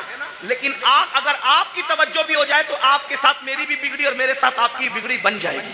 اور میں خوش ہوں مراد آباد کے گرد و جوانب میں لوگ بہت اچھا سنتے ہیں, اچھا جمع ہوتے ہیں. اس میں ہمارا کمال نہیں ہے, اس میں حضور صدر الافاضل فخر الاماثل علامہ سید نعیم الدین مراد آبادی کی محنتوں کا نتیجہ ہے. حضرت علامہ مفتی اجمل سنبری رحمت اللہ علیہ کی کاوشوں کا نتیجہ ہے. سید کفایت علی کافی مراد آبادی کی محنتوں کا نتیجہ ہے. اسلاف نے محنت کی ہے, ان کے لگائے ہوئے پودوں کو ہم پانی دینے کے لیے آتے ہیں, اس سے زیادہ ہماری اوقات نہیں ہے. اگر اسلاف نے پودے نہ لگائے ہوتے تو ہم کبھی بھی ان پودوں کو پانی دینے کا شرف حاصل نہیں کرتے. اس لیے آئے ہو, سن لو, ہو سکتا ہے اس فقیر بے نوا کی آواز اللہ دل میں اتار دے تو تمہاری بھی بگڑی بن جائے, میری بھی بگڑی بن جائے. یہ مال مال مال مال مال مال مال میں ڈوبے ہو. تصور کرو 5 کروڑ کا بنگلہ ہو, 10 کروڑ کا بنگلہ ہو, کتنا بھی قیمتی پلنگ ہو, ساگوان کا بنا ہو, اس کا بنا, اس کا بنا, ڈاکٹر کہتے ہیں آپ سیریس ہے, آپ کی جان کو خطرہ ہے. صحیح کہنا, وہ بنگلہ چھوڑ کر ہاسپٹل میں آتے ہو کہ نہیں آتے, ہے نا. دیکھو یہ اللہ کی آزمائش, امتحان ہے. اور وہ ہاسپٹل ہمارے لیے کرائے کا ہوتا ہے کہ نہیں, کرائے کا ہوتا ہے. بہت گھمنڈی آدمی ہے, تھوڑی سی دولت آ جاتی ہے پیر زمین پہ نہیں ٹکتی. دولت دینے والے خدا کو بھول جاتا ہے, عزت ملتی ہے اللہ کو بھول جاتا ہے, عزت دینے والے خدا کو بھول جاتا ہے. بھائیو سوچو نظر, میرے جوانوں سے خاص مخاطب ہوں. جوانوں سوچو, تم قوم کا مستقبل ہو, تم ہی ہماری قوم کا سرمایہ ہو. دولت کے نشے میں فرعونی سوچ مت پیدا ہونے دو. بیمار پڑو گے ہاسپٹل میں ایڈمٹ کیے جاؤ گے. نمبر 1 اللہ کا پہلا امتحان, کرائے کی بیڈ پر آ کے پڑ گئے, جس کا کرایہ 5,000 ہے, 10,000 ہے, 25,000 ہے, کتنا بھی مہنگا کرایہ ہے, لیکن ہے وہ بیڈ کرائے کا. نمبر 1. نمبر 2 بنگلہ کتنا بھی بڑا ہے لیکن پرائیویٹ روم ہاسپٹل کا 10x10 یا 20x20 سے زیادہ کا نہیں ہے. نمبر 3 کتنے بھی قیمتی کپڑے ہوں, سارے قیمتی کپڑے اتار لیے جاتے ہیں اور ہاسپٹل کے معمولی سے سستے کپڑے پہنا دیے جاتے ہیں. یہی ہے. اب اگر صحت حاصل کر کے گھر پہنچ گئے تو سبحان اللہ, ورنہ اگر مرے تو کن کپڑوں میں, کس پر گھمنڈ کر رہے ہو, کس پر اترا رہے ہو. یہی مال ہے نا جو مسجد میں جانے نہیں دیتا. دکان کا شٹر بند کر کے نماز کے لیے مسجد میں جاؤں گا تو کتنے کسٹمر چلے جائیں گے. ظالم سوچ, یہ مال کی حیثیت. مال سے بڑا بے وفا کوئی ہے, مال سے بڑا غدار کوئی ہے, اور تو اس مال سے دل لگایا جو مال نے بیماری میں بھی تیرے کام نہ آیا. اس محل سے دل لگایا جس نے بیماری میں بھی تجھے گھر سے بے گھر کر دیا. ہاسپٹل کے کپڑوں میں تو مرا, ہاسپٹل کی 4 دیواری میں تو نے آخری سانسیں لی. یہ تیرے مال کی اوقات ہے. ارے کاش تو مال بھی کماتا, لیکن مال میں تو اللہ کو نہیں بھولتا, گھمنڈ نہیں کرتا. مال کماتا زکات دیتا, مال کماتا نماز پڑھتا, مال کماتا غریبوں کی مدد کرتا, مال کماتا حج عمرہ کرتا, مال کماتا لوگوں کو, کمزوروں کو مضبوط بنانے کی کوشش کرتا. لیکن افسوس اس مال نے میری قوم کے جوانوں کو گھمنڈی کر دیا. ان بھائیوں کو آگے بڑھنے سے پہلے ایک بات کرتا ہوں, 2 باتیں کر کے بات ختم کر لوں گا. بس 2 باتیں, آخری کی 2 باتیں, ایک اور ایک سنیں. ایک بار بادشاہ ہارون رشید حج کے لیے نکلا. ہارون رشید بادشاہ حج کے لیے نکلا. نہ ادھر ادھر کی تو بات کر, یہ بتا کہ قافلہ کیوں لٹا. مجھے رہزنوں سے غرض نہیں, تیری رہبری کا سوا. اہل ممبر ہی ممبر پہ بیٹھنا سیکھ لے. تو اپنی اوقات سے بڑھ کے کچھ نہیں کہوں گا, لیکن بہت دکھ کی بات ہے, ممبر والے ممبر پہ بیٹھنا سیکھ لے. بس ممبر پہ تو اب ہر آدمی کو آپ گھسا کر لاتے ہیں, معیار بھی ممبر کا ختم. ہمارے دادا مرشد حضور مفتی اعظمین کے دور میں مجال تھی کوئی عوام میں سے پبلک پہ چڑھتی, ممبر پہ چڑھتی نہیں. حضور مجاہد ملت کے دور میں مجال تھی, کوئی ممبر پہ نہیں. یہاں تو حال یہ ہے کہ بس کوئی معیار ہی نہیں. اللہ رحم. آج دنیا کے 90% لوگ جو ہیں بے چین ہے، بے قرار ہے، مضطرب ہے، وہ لوگوں کو سکون نہیں ہے. سب کہتے ہیں حضرت سکون نہیں ہے، کوئی کہتا ہے اللہ حضرت سب کچھ ہے سکون نہیں ہے، کوئی کہتا ہے بیٹی کو رشتہ نہیں ہے، کوئی کہتا ہے اولاد نہیں ہے. جس کو اولاد ہے فرما بردار نہیں ہے، فرما بردار ہے ان کو نوکریاں نہیں ہے، گھر میں روزی روٹی کا مسئلہ ہے. ہر مسلمان نہیں بلکہ ہر انسان کسی نہ کسی مسئلے میں الجھا ہوا ہے. یہ مسئلے کیا ہیں؟ یہ مسئلے نہیں ہیں، یہ مسئلے جو ہے اللہ کے عذاب کی ایک شکل ہے. اللہ نے بطور عذاب مسلط کیا ہے. بیٹی کو رشتہ نہیں آتا، یہ اللہ کے عذاب میں سے ایک عذاب ہو سکتا ہے. یاد رکھنا، روزی کے لیے در در بھٹک رہے ہو، خدا کے عذاب میں سے ایک عذاب ہو سکتا ہے. سوتے ہو نیند نہیں آتی، نیند کی گولیاں لے کر بھی سوتے ہو پھر بھی نیند نہیں آتی، اللہ کے عذاب میں سے ایک عذاب کی شکل ہو سکتی ہے. اولاد نافرمان ہے، ماں باپ کو گالیاں دے رہے ہیں، ماں باپ کو گھر سے نکال رہے ہیں، ماں باپ کو ذلیل کر رہے ہیں، ماں باپ کو رسوا کر رہے ہیں. یہ سب کیا ہے؟ اللہ کے عذاب میں سے ایک عذاب ہے. اس لیے اللہ کی نافرمانی کرو گے تو یہی ہوگا. بہرحال آخری بات کے طور پہ عرض کر رہا ہوں، پھر آقا ارشاد فرماتے ہیں ہم لوگ اور آگے بڑھے. جب جہنم کا مشاہدہ کیا تو ہم نے دیکھا کہ کچھ ایسے لوگ ہیں جن کے ہونٹ آگ کی کینچی سے کاٹے جا رہے ہیں، آگ کی کینچی سے ہونٹ کاٹے جا رہے ہیں. میں نے پوچھا جبریل یہ کون لوگ ہیں؟ تو جبریل علیہ السلام نے عرض کی یا رسول اللہ یہ آپ کی امت کے وہ علماء ہیں، وہ مقرر لوگ ہیں جو قوم میں فتنہ پھیلانے کی بات کرتے تھے، قوم میں ایسی بات کرتے تھے کہ قوم میں فتنہ پھیلے. آج ان کے ہونٹ کاٹے جا رہے ہیں. اور ایک حدیث میں یہ بھی آیا ہے کہ یہ وہ مقرر لوگ ہیں، یہ وہ علماء لوگ ہیں جو لوگوں کو تو نیک کام کا حکم دیتے تھے مگر خود نہیں کرتے تھے. قرآن کہتا ہے لما تقولون ما لا تفعلون، وہ کیوں کرتے ہو جس پر خود عمل نہیں کرتے. اب یہاں یہ بات دھیان سے سن لے، غور سے سن لے. آخری بات کے طور پہ کن مقرروں کے ہونٹ کاٹے جا رہے ہیں آگ کی کینچی سے؟ جو لوگ امت میں ایسی بات کرتے تھے لڑانے کی، امت کو ڈیوائیڈ کرنے کی، امت میں فتنہ پیدا کرنے کی. آج دیکھ لیجئے بہت سارے مقرر ایسے دنیا میں ملیں گے آپ کو جو امت میں آتے ہیں بانٹنے کی بات کرتے ہیں، تقسیم کرنے کی بات کرتے ہیں. امت کے جو متفق علیہ مسائل ہیں اس سے ہٹ کر کے نئی باتیں چھیڑتے ہیں. مثال کے طور پہ 1857 سے پہلے پوری امت جو ہے وہ ہندوستان کے اندر پوری قوم جو ہے اس بات پر متفق تھی کہ اللہ نے اپنے نبی کو غیب کا علم عطا فرمایا، لیکن نئی بات لائی گئی اور قوم کو لڑایا گیا اور یہ بات کہی گئی کہ نبی کو تو دیوار کے پیچھے کی خبر نہیں ہے. ایک نئی بات کر کے قوم کو لڑایا گیا، امت میں انتشار پیدا کیا گیا. اسی طرح 1857 سے پہلے اس ملک ہندوستان میں پوری قوم کا عقیدہ تھا کہ نبی زندہ ہے، نبی ہماری جانوں سے زیادہ قریب ہے، بلکہ قسمیں اٹھا کر مسلمان کہتا تھا تو زندہ ہے واللہ، تو زندہ ہے واللہ، میری چشم عالم سے چھپ جانے والے. لیکن یہ بدترین علماء، وہ اللہ اکبر بدعتی علماء، وہ بدترین خلق ہے، اللہ اکبر، وہ بدترین خطبہ جنہوں نے یہ بات پھیلائی کہ معاذ اللہ نبی مر کر مٹی میں مل گئے. قوم کو لڑایا کہ نہیں لڑایا؟ اسی طریقے سے آج بھی کچھ لوگ یہ کام کر رہے ہیں کہ اللہ اکبر صحابہ اور اہل البیت کی عقیدے پر، یعنی صحابہ کی محبت اور اہل البیت کی محبت پر پوری دنیا کے لوگ قائم ہیں، پوری دنیا کے مومنین قائم ہیں. لیکن ایک طبقہ مقرروں کا ایسا ہے کہ وہ اللہ اکبر اہل البیت کی محبت کے نام پر صحابہ کو تان کرتا ہے اور قوم کو لڑاتا ہے. اور کچھ لوگ ایسے ہیں جو صحابہ کی محبت کے نام پہ اہل البیت کو تان کرتے ہیں اور امت کو لڑاتے ہیں. یاد رکھنا آج قوم کے ساتھ جو کھلواڑ کرنا ہو کر لو، لیکن آخر موت ہے، موت مرنا سب کو ہے، عوام کو بھی اور خطبہ کو بھی. اس لیے خدا کے لیے آپ سے بھی کہتا ہوں ایسے لوگوں کا علیہ کار نہ بنو جو صحابہ کے نام پر اہل بیت پہ سوالیہ نشان کھڑا کرتے ہیں،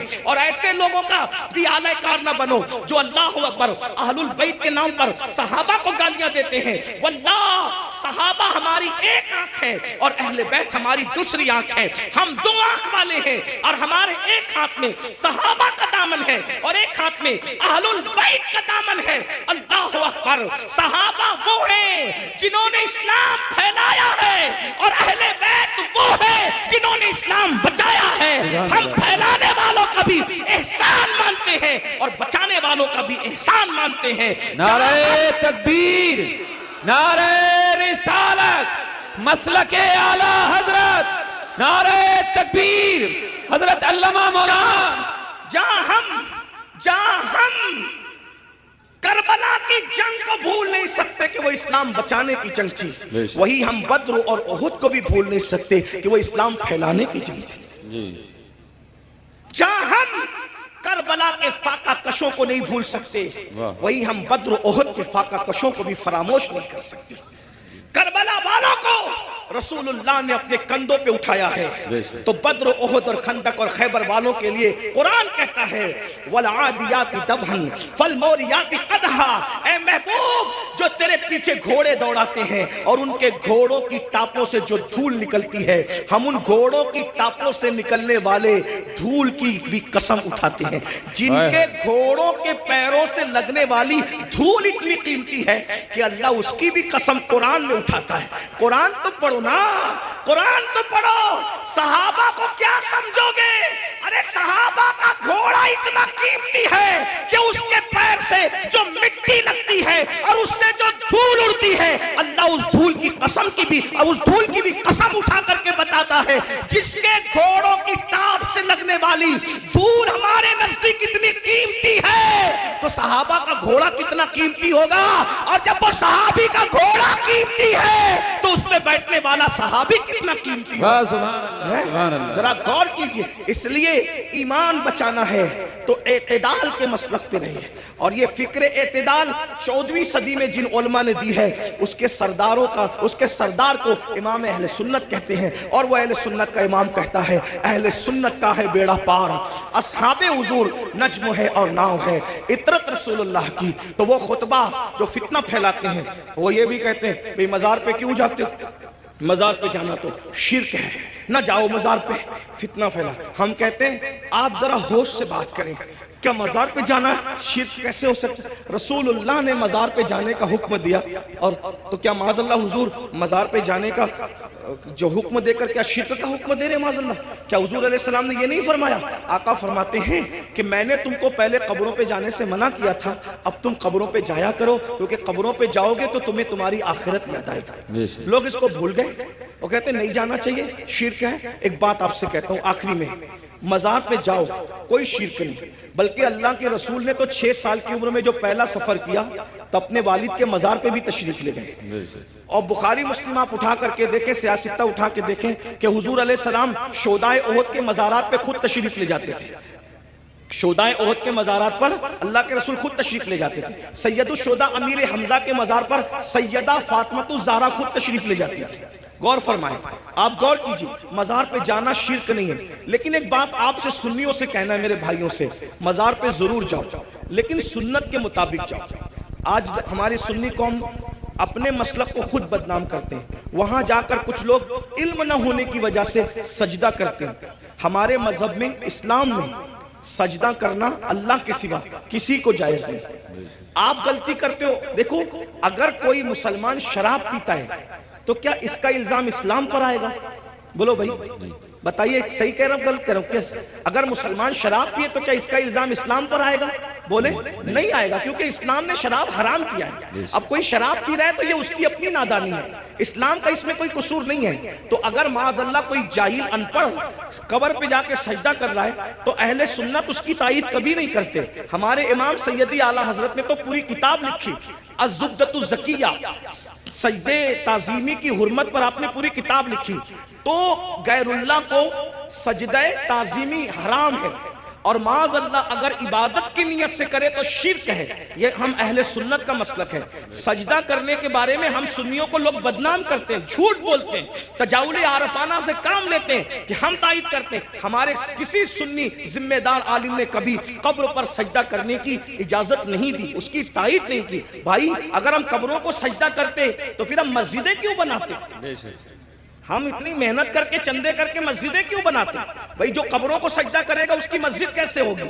ہماری مسجدیں ہیں. اور آج بھی اتنی گنڈا گردی لوگوں نے کی ہمارے ساتھ، آج بھی پورے ملک ہندوستان میں نہیں بلکہ پوری دنیا میں سب سے زیادہ اگر کسی کی مسجدیں ہیں تو وہ صرف اور صرف ہم اہل سنت و جماعت کی مسجد. بے شک، سبحان اللہ. اتنی مسجدوں پر قبضہ کیا، ناجائز قبضہ کیا، چھینا، پھر بھی سب سے زیادہ مسجدیں ہماری ہیں. الحمدللہ دلی کی جامع مسجد کے بانی سے لے کر مراد آباد کی جامع مسجد کے بانی تک تاریخ اٹھا کر کے دیکھ لو، سب کے سب آپ کو اہل سنت ملیں گے، کوئی اہل بدعت آپ کو نہیں ملے گا. الحمدللہ رب العالمین.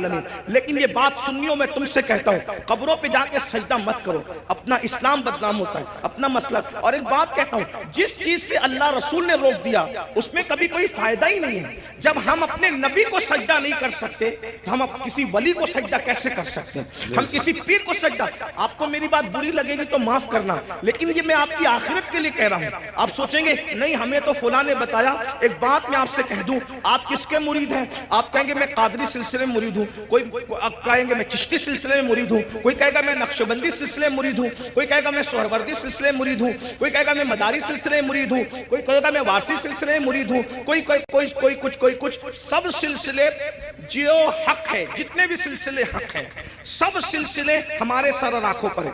لیکن یہ علماء کی موجودگی میں ایک بات میں آپ سے کہوں ذمہ داری کے ساتھ، یاد رکھیے کسی بھی سلسلے سے مرید ہونا اس وقت تک کام نہیں آئے گا جب تک کہ تم پہلے شریعت کے مرید نہ بنو۔ بے شک پہلے شریعت کے مرید بنو پھر قادری ہونا کام آئے گا۔ جی۔ پہلے شریعت کے مرید بنو پھر چشتی ہونا کام آئے گا۔ پہلے شریعت کے مرید بنو پھر نقشبندی ہونا کام آئے گا۔ پہلے شریعت کے مرید بنو پھر سہروردی ہونا کام آئے گا۔ اگر شریعت کے مرید نہیں بنے تو نہ غوث پاک بنا دیں گے، نہ غریب نواز بنا دیں گے، نہ شاعر نقشبند بنا دیں گے، نہ شاعر سہرورد بنا دیں گے۔ لٹکتے رہ جاؤ گے، برباد ہو جاؤ گے، کیونکہ یہ سارے بزرگوں نے شریعت کے لیے ہی اتنی بڑی بڑی قربانیاں دی۔ اگر غوث پاک گیلان چھوڑ کر بغداد آئے تو صرف تحفظ شریعت کے لیے آئے۔ یہ غریب نواز اپنا وطن چھوڑ کر، بلکہ مدینہ منورہ کے مدرس تھے غریب نواز، 3 سال مسجد نبوی میں حدیث کا درس دیا۔ اگر یہ سب کچھ چھوڑ کر کے ہندوستان آئے شریعت کے تحفظ کے لیے، اسلام کی خاطر آئے، ورنہ اور کیا لالچ تھی ان کو؟ کیا کوئی تخت پہ بیٹھنا تھا، کوئی تاج حاصل کرنا تھا، کسی کی کٹیا پہ حملہ کرنا تھا، کسی کی زمین پہ قبضہ؟ کچھ بھی نہیں، ایک ہی مقصد تھا، بھٹکے ہوئے آہو کو پھر سوئے حرم لے چلے۔ دین کے لیے آئے تھے، اس لیے اللہ کو اپنی مرضی سے راضی مت کرو، اللہ کو اللہ کے بنائے ہوئے قانون سے راضی کرو، اللہ کو اللہ کی مرضی سے راضی کرو۔ تو یہ قبروں پہ سجدہ کرنا حرام ہے اگر سجدہ تعظیمی ہے تو، اور اگر سجدہ عبادت ہے تب تو مشرک ہو گئے، ایمان ہی نہ رہا۔ اسی طریقے سے قبروں پہ جاؤ تو بزرگوں کے طریق پر جاؤ، ہاتھ باندھ کر باوضو جاؤ، اور کم سے کم 2 ہاتھ دور کھڑے رہو، اور بزرگوں کی ولیوں کی قبروں کی ایسی تعظیم کرو جیسا ان کی ظاہری حیات میں مل جاتے، جیسے تعظیم کرتے ویسے تعظیم کرو۔ بتاؤ کیا اگر غوث پاک غریب نواز اور بزرگان دین ہمیں مل جاتے تو ہم ان کے اوپر ایسے لٹکتے، ایسے لٹکتے، ان کے اوپر ایسے گرتے پڑتے جیسے قبروں پہ گرتے پڑتے؟ عقیدت اپنی جگہ، بلکہ آپ کو کہتا ہوں رسول اللہ کی مزار انور کو دیکھا تو سیدی اعلیٰ حضرت پکار اٹھتے، پیش نظر وہ نوبہار، پیش نظر وہ نوبہار، مگر سجدے کو دل ہے بے قرار۔ عاشق تھے نا، عاشق تھے نا، یار کا جلوہ دیکھا وہ کہنے لگے سجدے کو دل ہے بے قرار، مگر عاشق ہو کر بھی ادب کا دامن ہاتھ سے نہ چھوٹے، شریعت کا دامن ہاتھ سے نہ چھوٹے، فوراں کہتے ہیں مگر کیا کروں؟ روکیے، سر کو روکیے، ہاں یہی امتحان ہے، یہ امتحان ہے ہمارا۔ اس لیے اب ایک بات کہہ دوں، کڑوی لگے تو معاف کرنا، جن کو سجدہ کرنا حرام ہے وہاں جا کے سجدے کرتے ہو، اور جس کو سجدہ کرنے کا حکم ہے اس کو سجدہ نہیں کرتے۔ دیکھ لیں ہماری قوم کا حال دیکھیں، جو 700 مرتبہ پورے قرآن میں کہے کہ مجھے سجدہ کرو اس کو سجدہ نہیں کر رہے، اور جس کو سجدہ کرنا حرام ہے وہاں جا کے نادانی دیکھو، علم نہیں نا، یہ جہالت، ان پڑھ پڑھ، یہ علم نہ ہونا ساری گندگی کی جڑ ہے۔ اس لیے علم حاصل کرو، اپنے بچوں کو بھی علم کے قریب لاؤ، اتنا علم اپنے بچوں کو دے دو۔ میں نوجوانوں سے کہتا ہوں جتنا علم حاصل کرنا علم دین ہر مسلمان پہ فرض ہے، اتنا علم سیکھیے، اتنا علم سیکھیے، آپ پہ فرض ہے جتنا نماز کا، روزے کا، حج کا، زکوٰۃ کا، نکاح کا، طلاق کا، یہ سب علم سیکھیے، اور ساتھ ہی ساتھ دنیاوی ایجوکیشن طے کیجئے کہ کم سے کم ہمارا ہر بچہ بچی گریجویٹ ہونا چاہیے، اس سے کم ہمیں نہیں پڑھانا ہے، چاہے اس کے لیے ہمیں نوکری کرنا پڑے، 8 گھنٹے کی بجائے 12 گھنٹے محنت کرنا پڑے، علم کی طرف پیش رفت کرو۔ اور یہ صرف جلسوں کی حد تک نہیں، عہد کر کے اٹھو کہ مجھے ہمارے ماہرہ کے مشائخ نے اعلان کیا آدھی روٹی کھائیں گے، بچوں کو پڑھائیں گے۔ اگر آدھی روٹی کھانا پڑے تو کھاؤ، اپنے بچوں کو پڑھاؤ۔ اگر عید پہ کپڑے نہیں بنتے تو نہ بنے، لیکن بچوں کی فیس ہمیں ضرور بھرنا ہے، اچھے سے اچھے اسکول میں ان کا داخلہ کرانا ہے، اچھے سے اچھے اسکول میں ان کو جو ہے ایڈمیشن ان کا کروانا ہے اور ان کو اعلیٰ تعلیم دلانا ہے۔ اگر ہندوستان کا مسلمان صرف 1 دہائی 10 سال ایجوکیشن پہ محنت کر لے، 10 سال، ملک کے حالات بدلیں۔ ایک شخص کہہ رہا تھا کہ ہم اپنی قوم کے ہاتھ میں تلوار دیں گے۔ میں نے کہا تم جو چاہے کرو، ہم تمہیں کچھ نہیں کہتے، لیکن ہم اپنی قوم کے ہاتھ میں تلوار نہیں دیں گے۔ ہم مسلمان اپنی قوم کے ہاتھ میں تلوار نہیں دیں گے، ہم اپنی قوم کے ہاتھ میں قلم دیں گے، قلم۔ جس کو تلوار دینا ہے وہ دے، تم جانو تمہارا کام جانو، لیکن مسلمانوں سے ہم ہر جلسے میں اپیل کرتے ہیں کہ ہم اپنے بچوں کے ہاتھ میں تلوار کیا، ہم تو گلیل بھی دینا نہیں چاہتے آج کی تاریخ میں، ہم قلم دینا چاہتے ہیں۔ یاد رکھنا، تلواریں اٹھتی ہے تو گردنیں کٹتی ہے، اور جب قلم اٹھتا ہے تو غربت کٹتی ہے۔ جب قلم اٹھتا ہے کمزوریاں کٹتی ہے، قلم اٹھتا ہے دشمن زیر ہوتے ہیں، قلم اٹھتا ہے انقلاب آتا ہے۔ میرے نبی قلم اور کتاب لے کر کے آئے تھے، اس لیے کوئی بچہ ان پڑھ نہ رہنے پائے۔ جو کچھ ہوا، اور جو بچے 10ویں 12ویں پڑھ کے ڈراپ آؤٹ ہو گئے، ہٹ گئے، ان سے میں کہتا ہوں آج گھر بیٹھ کر کے بہت سارے کورسز کیے جا سکتے ہیں۔ اس لیے موبائل میں گیم کھیل کر وقت ضائع کرنے کی بجائے، ادھر ادھر بیٹھ کر اس کے اوٹے پر اس کے نکڑ پہ بیٹھ کر وقت ضائع کرنے کی بجائے، بچیوں سے بھی کہتا ہوں اگر 10ویں 12ویں پڑھ کر کے چھوڑ دیا ہے تو بہت سارے ایسے آج کورسز ہیں کہ گھر پہ بیٹھے بیٹھے آپ تعلیم حاصل کر سکتے ہو۔ لاک ڈاؤن کے اندر میں بھی جو ہے وہ 11ویں پڑھ کے میں نے چھوڑ دیا تھا۔ میرے 11ویں پڑھ کے چھوڑنے کا واقعہ بھی ایک عجیب سا ہے۔ اصل میں سنی دعوت اسلامی کے ماحول میں تھا۔ میں 11ویں میں جب جونیئر کالج میں میرا ایڈمیشن ہوا، ماں باپ کی تمنا تھی کہ اس کو ٹیچر بنائیں گے، تو خاص طور پہ امی کی تمنا تھی اس کو ٹیچر بنائیں۔ میں جیسے جونیئر کالج میں نے قدم رکھا تو دیکھا کہ لڑکے اور لڑکیاں ساتھ پڑھتے ہیں اور بے پردہ ہیں، اور 11ویں پہنچنے کے بعد سب بالغ ہو گئے۔ تو اتنا شعور نہیں تھا مجھے، لیکن اتنا تو تھا کہ لڑکیوں کے ساتھ نہیں بیٹھا جا سکتا بے پردہ۔ تو میں نے ٹیچر سے کہا، کلاس ٹیچر سے، عبدالعزیز سر ہمارے تھے، میں نے کہا کہ لڑکیوں کے ساتھ تو بیٹھنا ناجائز ہے۔ وہ ہنسنے لگے، بولے حیرت ہے اس دور میں ایسی بات کوئی کرتا ہے، تو پاگل تو نہیں ہوا؟ میں نے 1 مہینے تک کے یہ بات کرتا رہا۔ آخر ہمارے پرنسپل نے کہا ایسی بات نہیں۔ میں نے کہا یا تو ڈیوائیڈ کر دیں یا تو پھر ہم چلیں، اور میں نے جو ہے وہ پھر اس کے بعد چھوڑ دیا۔ میرے سر میرے گھر تک آئے، اتفاق سے وہ میرے ابا کے بھی کلاس ٹیچر رہ چکے تھے، میرے بھی ایک ہی اسکول میں، ہمارے ابا نے پڑھا ہم نے بھی پڑھا۔ تو وہاں پر وہ آئے، کہا کہ ابا، وہ کہا کہ تیرے بیٹے کو سمجھا کہ یہ پاگل تو نہیں ہوا ہے؟ میں نے کہا کچھ بھی ہو میں نے نہیں پڑھنا، شریعت نے منع کیا۔ حالانکہ آپ ایسا نہیں کرنا، علماء سے آپ پوچھنا، علماء آپ کو بتائیں گے حالات کے تحت معاملات ہوتے ہیں، لیکن اس وقت ماحول ایسا تھا ہمارا سنی دعوت اسلامی کا ماحول، تقوی کا، پرہیزگاری کا۔ اب تو ہم متقی نہیں ہیں، وہ پرہیزگاریاں ہی نہیں ہیں، لیکن بہرحال تو وہ ماحول تھا تو ہم نہیں گئے پھر۔ لیکن میرے عزیز ساتھی، میرے بڑے بھائی کی طرح، وہ بھی ایک اسکول کے پرنسپل ہے اور ہماری سنی دعوت اسلامی کے رکن شورا ہیں، قاری رضوان خان صاحب، اس نے کہا کہ پڑھ لے بھائی ورنہ ایسے ہی رہ جائے گا۔ میں نے کہا اگر میں اچھی نیت سے اللہ کی شریعت کے لیے چھوڑ رہا ہوں تو اللہ اس کا صلہ مجھے دے گا، اور اللہ نے مجھے صلہ یہ دیا کہ آج میں ایک English medium school and junior college کا چیئرمن ہوں الحمدللہ، اور تقریباً 50 ٹیچرز جو ہے وہ اس وقت کم و بیش الحمدللہ جو ہے وہ ہمارے انڈر میں کام کرتے ہیں۔ یہ کرم ہے، مجھے یہ یقین ہے شریعت کا دامن جس نے پکڑا ہے تو اللہ نے اس کو کبھی ذلیل نہیں ہونے دیا، رسوا نہیں۔ لیکن بہرحال پھر مجھے احساس تھا کہ میں پڑھ نہیں سکا، پھر میری پوری توجہ دینی تعلیم کی طرف ہو گئی۔ ویسے میں 7th اور 8th سے میں جو ہے وہ عالم کورس کی طرف چلا گیا تھا، لیکن میں نے سوچا کہ پوری توجہ 11ویں کے بعد اسی پہ مرکوز کر دی جائے، اسی طرف میں نے توجہ رکھی۔ لیکن پھر مجھے احساس تھا کہ میں نے دنیاوی تعلیم کو بھی آگے بڑھا، تو لاک ڈاؤن کا فائدہ اٹھاتے ہوئے پھر میں نے MA کے اندر ایڈمیشن لیا ابھی، ہاں الحمدللہ، ہاں، اور اس کے پہلے ایگزام میں شرکت کا پروگرام تھا اور اس کی تاریخ اور حج کی تاریخ سیم ہو گئی تو نہیں دے سکا، لیکن بہرحال میں نے اس طرف پیش رفت کیا، اور انشاءاللہ تو آپ سے بھی میں کہتا ہوں، میں یہ آپ کو ہی کہہ کے جا رہا ہوں نہیں، میں آپ سے، میں نے خود بھی اس پر عمل کیا ہے الحمدللہ، اور میں انشاءاللہ تعالیٰ اس کی کوشش کروں گا کہ 1 سال میں اس کی تکمیل کروں جو رہ گیا ہے۔ بہرحال اتنی لاک ڈاؤن میں تو فری تھے، تو جو ہونا تھا وہ جو کرنا تھا وہ کر لیا، لیکن اب دوروں کی مصروفیت نہیں، لیکن اللہ نے آپ کو وقت دیا، فرصت کا وقت دیا ہے، آپ جو پارٹ ٹائم کورسز ہے وہ کریں، بلکہ جو نوجوان دنیا نہیں پڑھے ہیں وہ گھر بیٹھے کورسز کا فائدہ اٹھا کے دنیا پڑھ لیں، اور جو جوان دنیا پڑھ چکے ہیں، ڈاکٹر ہے، انجینئر ہے، ٹیچر ہے، ان کو چاہیے کہ عالم کورسز بھی اب جو ہے یعنی کہ آن لائن پڑھائے جانے ہیں، تو آپ 2 گھنٹہ نکال کر کے علماء سے، ہمارے مفتی حارث صاحب، جامعی اور بھی سب، میں سب کے نام نہیں جانتا، ان سے رابطہ قائم کر کے معلوم کریں کہ اچھا تعلیمی نظام آن لائن کہاں ہے، تو آپ بھی کریں۔ الحمدللہ ہمارے بہت سارے سنی دعوت اسلامی کے ایسے مبلغین جو ڈاکٹر ہیں، ٹیچر ہیں، اور انہوں نے فارمیسی کیا ہے، آن لائن انہوں نے کورسز کیے، اور وہ بہت سارے لوگ آن لائن کورسز کر کے عالم بن گئے۔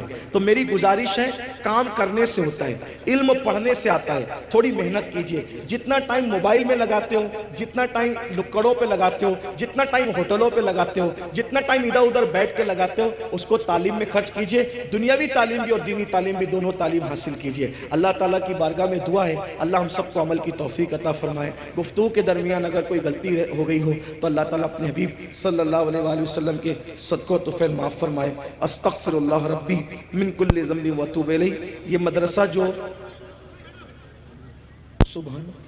سلطانیہ قادریہ جو ہے، اس کے ایک استاد مفتی شعیب صاحب کے والد ایک حادثے میں وہ شہید ہو گئے۔ اللہ پاک کی بارگاہ میں دعا کی جاتی ہے کہ اللہ تعالیٰ ان کی بے حساب مغفرت فرمائے، تمام اہل ایمان کی مغفرت فرمائے، اللہ سب کے درجات کو بلند فرمائے۔ السلام علیکم ورحمۃ اللہ وبرکاتہ۔ ایک گزارش میری آپ سے ہے جو ہمیشہ کرتا ہوں کہ آنے میں بھی ایسے ہی دھکم دھکی، میں سمجھتا ہوں کہ اب ہمیں ڈسپلین کا مظاہرہ کرنا چاہیے۔ دیکھیے ہم لوگ تو گنہ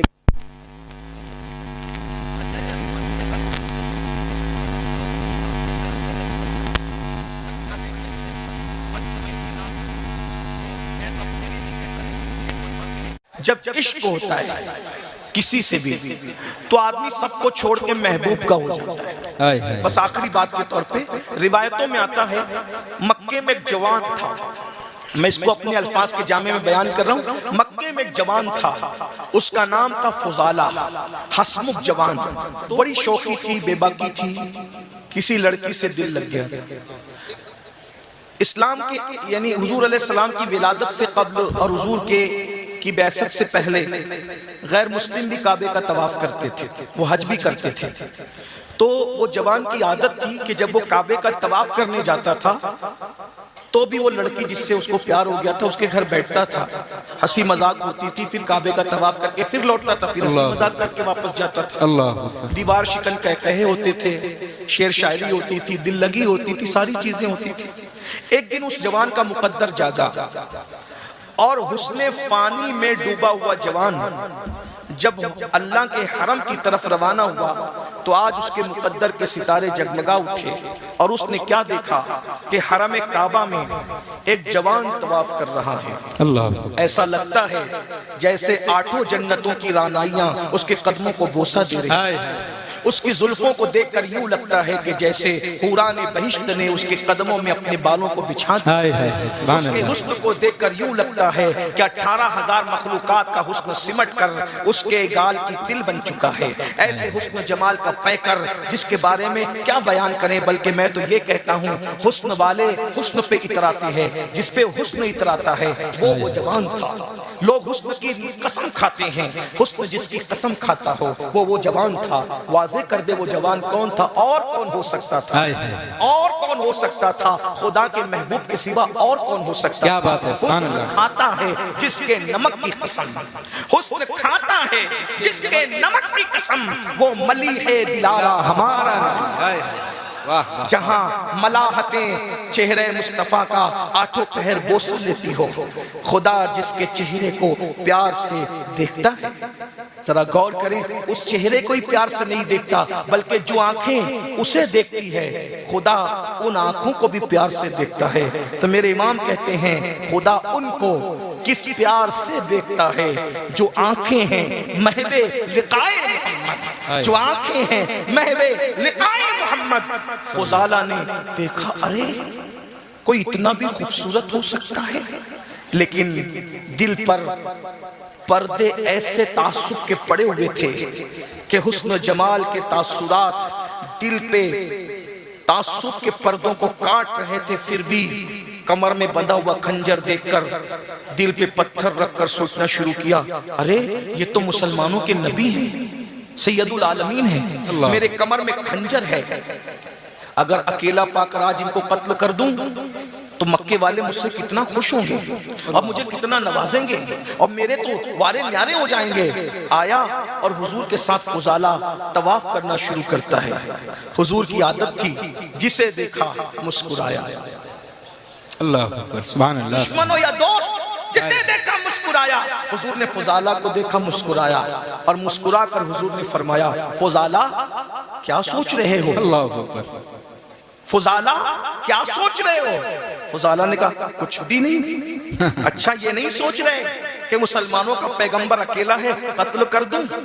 اللہ اکبر، اللہ یہ اکبر، نہیں سوچ رہے، میں تو طواف کر رہا ہوں، تو طواف کمر میں خنجر باندھ کے کیا جاتا ہے؟ اللہ اکبر، اللہ اکبر، فضالہ حیران ہو گئے، یہ تو دل کا حال بھی جانتا ہے، کمر کا خنجر بھی جانتا ہے۔ اللہ اکبر، ہائے ہائے ہائے، سبحان یہ اللہ، تو دل کا حال بھی جانتا ہے، کمر کا خنجر، ارے کمر کا خنجر اور دل کے حال کی کیا بات، اور کوئی غیب کیا تم سے نہا ہو بھلا، جب نہ خدا ہی چھپا تم پہ کرو درود، جس کی نگاہ سے خدا کی ذات نہ چھپی اس کی نگاہ سے کون سی بات چھپ سکتی؟ ہائے ہائے ہائے، سبحان اللہ، سبحان اللہ، کمر کا خنجر بھی اور دل کے حالات بھی سرنڈر ہو گئے۔ فضالہ معاف کر دے، اب تک غلط فہمی میں تھا، مجھے بھی کلمہ پڑھائیں اور اسلام میں داخل کریں۔ جس کی مسکراہٹیں لوگوں کو اسلام میں داخل کرتی، غیروں کو اپنا بناتی، یہ مسکراہٹیں جو غیروں کو مسکرانا سیکھو۔ آج تمہاری بیویاں بھی تم سے متفق نہیں ہیں کیونکہ سالن میں نمک زیادہ ہونے پہ ماں بہن کی گالیاں دیتے ہیں۔ اللہ اکبر، جس رسول نے پسو اور مکھی اور کھٹمل کو گالی دینے سے منع کیا، اللہ اکبر، تمہارے اور میرے رسول نے تو فرمایا شیطان کو بھی گالی مت دو، کیونکہ جب تم شیطان کو گالی دیتے ہو وہ پھولتا ہے اور گھمنڈ کرتا ہے، بلکہ شیطان کو گالی دے کے اس کو اہمیت دینے کی بجائے کہو اعوذ باللہ من الشیطان الرجیم۔ جس مذہب میں شیطان کو گالی دینے سے روکا گیا ہو، آج اس مذہب کے ماننے والے اپنے شریک حیات کو گالی دیتے ہیں، اپنے بچوں کو گالی دیتے ہیں، اپنی بیوی کو گالی دیتے ہیں، کچھ تو اتنے ناقبت اندیش ہے کہ اپنے ماں باپ کو بھی گالی دیتے ہیں، اللہ، کچھ تو علماء کو بھی گالی دیتے ہیں۔ سن لو، سلطان الہند سرکار غریب نواز فرماتے ہیں جس نے کسی مومن کو گالی دی اور توبہ نہیں کی، مرتے وقت اس کی زبان پہ کلمہ نہیں آئے گا۔ اللہ، گالیاں تو تقیہ کلام ہو گیا بھائی، گالیاں تو فیشن ہو گئی۔ حضور فرما رہے مکی کو، یہ کھٹمل اور پسو کو بھی گالی مت دو، شیطان کو بھی گالی مت دو۔ اب شیطان سے بھی کوئی برا ہوگا؟ شیطان کو جس آپ کا مذہب کتنا خوبصورت ہے، جہاں شیطان کو گالی نہیں دی جاتی وہاں رحمان کے بندوں کو گالیاں دے رہے ہو۔ اللہ اکبر، نہیں، آپ مذہب کے قریب نہیں ہیں میرے بھائی، بڑی معذرت کے ساتھ۔ تو فضالہ نے کلمہ پڑھا اور کلمہ پڑھ کے مسلمان ہوئے، خنجر حضور کے سامنے رکھ دیا، کہا کہ حضور یہ خنجر سے مجھے ہی ختم کر دے۔ کہا میں مارنے نہیں آیا، میں تو زندگیاں دینے آیا۔ ہائے ہائے ہائے، سبحان اللہ، سبحان اللہ، اب فضالہ کے دل میں حضور کا عشق ہوتا ہے۔ اب یہ دیکھیے آپ اور ہم، کوئی 35 سال کا عاشق رسول یہاں بیٹھا ہے، کوئی 40 سالہ عاشق رسول بیٹھا ہے، کیا بات، کوئی 50 سالہ عاشق ہے، کوئی 60 سالہ عاشق ہے نا، پرانے عاشق بیٹھے ہوئے۔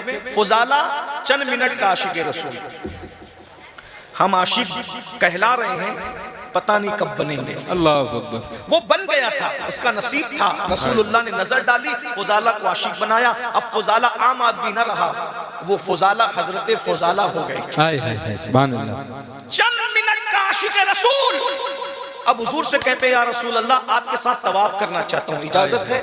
اب ایمان لانے کے بعد نئے سرے سے طواف شروع کیا۔ فضالہ کا نصیب قیامت تک طواف ہوگا، لیکن ایسا طواف کون کرے گا؟ ہائے ہائے ہائے، بے شک، کعبہ ہے، کعبے کا کعبہ ہے اور فضالہ ساتھ ساتھ طواف کر رہے ہیں۔ اگر عشق کی نظر سے دیکھو تو نظر آتا ہے فضالہ 2 کعبے کا طواف ایک ساتھ کر رہے ہیں۔ زندہ باد، زندہ باد، فضالہ 2 قبلوں کا طواف ایک ساتھ کر رہے ہیں، 2 کعبوں کا طواف ایک ساتھ، بلکہ 2 کعبہ بھی کہوں تو جی نہیں بھرتا، ایک کعبہ ہے اور ایک کعبے کا بھی کعبہ ہے، اور فضالہ طواف کر رہے ہیں۔ طواف ہوا، حضور علیہ السلام سے اجازت لی، حضور کے ہاتھ چومے اور اپنے گھر کی طرف جا رہے ہیں۔ جس لڑکی سے پیار ہو گیا تھا وہ اوٹے پہ کھڑے ہوئے انتظار کر رہی تھی میرا محبوب اور میرا محب فضالہ آئے گا اور پھر قہوہ منہ کو لگے گا، شربت کے پیالے آپس میں ٹکرائیں گے اور دیوار شکن کہے ایک دوسرے کے ساتھ تبادلہ کریں گے۔ ایسے میں فضالہ کا انتظار وہ روز کرتی تھی، فضالہ روز آتے جاتے اس سے ملتے تھے۔ آج فضالہ نظریں جھکا کر آگے بڑھنے لگے۔ اس لڑکی نے سوچا فضالہ نے توجہ نہیں کی تو اپنی طرف متوجہ کرنے کا، فضالہ او فضالہ، فضالہ ادھر دیکھو، فضالہ میں ادھر ہوں۔ فضالہ نے نظریں جھکا کے کہا اب میں تیرے کام کا نہیں۔ اللہ اکبر، اللہ اکبر۔ فضالہ نے نظریں جھکا کے کہا اب میں تیرے کام کا نہیں۔ کیوں؟ گستاخی ہو گئی، بے ادبی ہو گئی، توہین ہو گئی، مذاق اور دل لگی میں کچھ ایسا کہہ دیا کہ دل ٹوٹ گیا۔ اتنی جلدی سے ایسے دلوں کے رشتے ٹوٹتے ہیں؟ کہا تم سے کچھ نہیں ہوا، ہوا تو ہم سے ہی ہو گیا۔ کیوں؟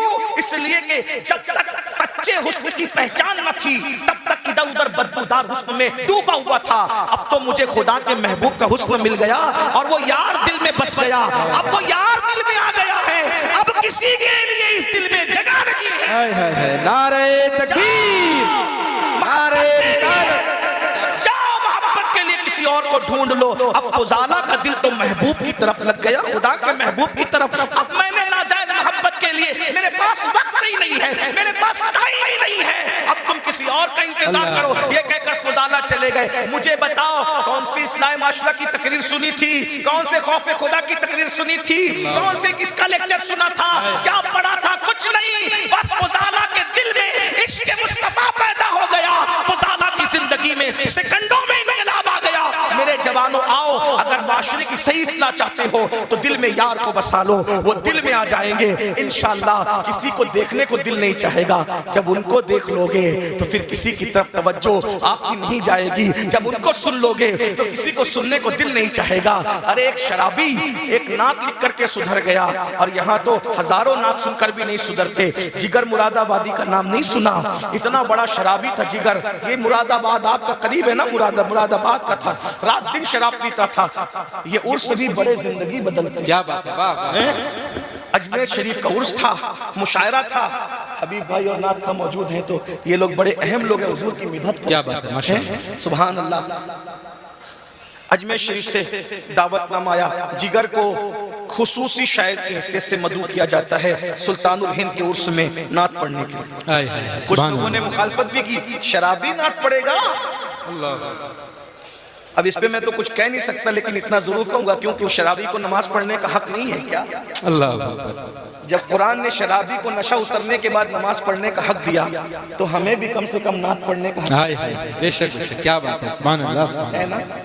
ہم نبی کی مدحت کا حق کسی سے چھین نہیں سکتے، اللہ۔ اتنا یاد رکھیے، ہاں اتنا یاد رکھیے۔ اگر اعمال تولنے جاؤ گے تو پھر ہم کس کھانے میں ہیں؟ اللہ۔ ہم تو یہ زبان ہی رکھتے کہ ایک مرتبہ نام محمد کہہ سکے، ہزار بار بشویم دہن ز مشک گلاب نوز نام تو گفتن کمال پہ ادبیست۔ ہزاروں مرتبہ مشک اور گلاب سے اپنا منہ دھو پھر بھی ایک مرتبہ نام محمد کہنے کی اوقات نہیں ہے، لیکن اگر ان کا نام نہ لوں تو پھر نام ہے کس کا ایسا کہ جو میں لے سکوں؟ کوئی اور نام بھی تو بتاؤ جس کا وظیفہ کیا جا سکے، اس نام کے سوا اور کون سا نام ہے؟ آنکھوں کا تارا نام محمد، دل کا اجالا نام محمد، صلی اللہ کا سہرا سجا کر دولہا بنایا نام محمد، پڑھتی درود دوڑے کی ہورے لاشا جو لے گا نام محمد، رکھو ہاتھ میں جس کا عزیزو پڑھ کے سنانا نام محمد، آنکھوں میں آ کے رنگت رجا کے دل میں سما جا نام محمد، اپنے جمیل رضوی کے دل میں آ جا سما جا نام محمد، پوچھے گا مولا لایا ہے کیا کیا، میں یہ کہوں گا نام محمد۔ صلی اللہ علیہ وسلم۔ عرس کی تقریب ہے، نعت کے لیے دعوت آئی ہے، اور جگر کانپتا ہے۔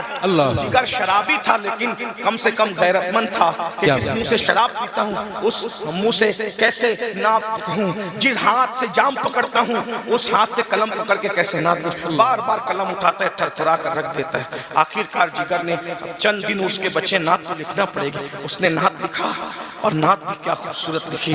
ایک رند ہے اور مدحت سلطان مدینہ، ایک رند ہے اور مدحت سلطان مدینہ، ہاں کوئی کرم رحمت سلطان مدینہ، اس امت عاصی سے نہ منہ پھیر خدایا، نازک ہے بہت غیرت سلطان مدینہ۔ اور مقطع میں کہتے ہیں اب اور جگر کام نہیں ہم کو کسی سے، کافی ہے بس ایک نسبت سلطان مدینہ۔ माशाअल्लाह माशाअल्लाह। یہ نعت لکھی اور جگر کی زندگی بدل گئی. کہا جس ہاتھ سے نعت والا قلم پکڑ لیا اللہ کی قسم اب کبھی اس ہاتھ سے شراب کا جام نہیں پکڑوں گا. ہائے ہائے ایک سبحان اللہ. نعت نے اس کی زندگی بدل دی. آپ ہزاروں نعتیں سن کے اچھل کود کر رہے ہو, زندگی بدلتی کیوں؟ یہ دل بہلانے کی محفل نہیں ہے, زندگی بدلنے کی. تو سچے عاشق بن, چند منٹ میں فضالہ کی زندگی بدلی. تم بھی سچے عاشق. عاشق کہلانا اور ہے, عاشق بن جانا اور ہے. عاشق کہلانے کا فائدہ نہیں, عاشق بن جانے کا فائدہ ہے. آؤ حضور سے سچے دل سے عشق کرو, اور اگر ایسا نہیں کیا تو پھر عشق کے نام پر اگر منافقت کرتے رہو گے تو کہیں ایسا نہ ہو کہ قیامت میں حضور چہرہ پھیر کے کہے او منافق مجھ سے عشق کا دعویٰ کرتا تھا, گندی فلمیں دیکھتا تھا, مجھ سے عشق کا دعویٰ کرتا تھا, 10 منٹ کا وقت نماز کے لیے جو میری آنکھوں کی ٹھنڈک نہیں نکال سکتا تھا, مجھ سے عشق کا دعویٰ کرتا تھا اور جوا کھیلتا تھا. بتائیں اگر اللہ نہ کرے انہوں نے منہ پھیر لیا تو کیا ہوگا؟ آؤ جوانی میں اللہ پوچھے گا, جوانی کا حساب لے گا, جوانی کیسے گزاری.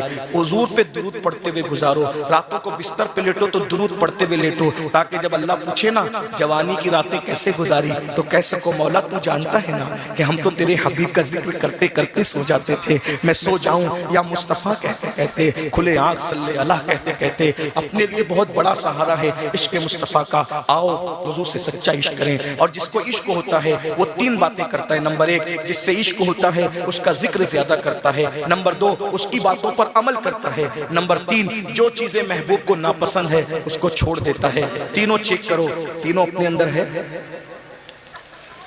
محبوب کا ذکر زیادہ کیا کر سکتے ہیں, کچھ پتہ ہی نہیں. ان کی فرما برداری نہیں کرتے, چہرے سے داڑیاں مڈا کر روز پھکوا رہے, گٹروں میں پھکوا رہے. شادی کے موقع پہ ڈی جے لگا کے ناچتے ہو, تمہارے گھر کی عورتیں ناچتی ہیں. روزانہ اسکرین کھولتے ہو تو سیریل دیکھتے ہو. میرے بھائی بتاؤ حضور کا دل کتنا دکھاؤ گے؟ طائف کی وادیوں میں حضور پہ جو پتھر مارے گئے اس سے حضور کا جسم زخمی ہوا, لیکن ہمارے گناہوں کے نشتر حضور کے دل کو زخمی کرتے ہیں. اللہ اس لیے ہم اپنے نبی کے دل کو کب تک چھلنی کرتے رہیں گے؟ توبہ کیجئے.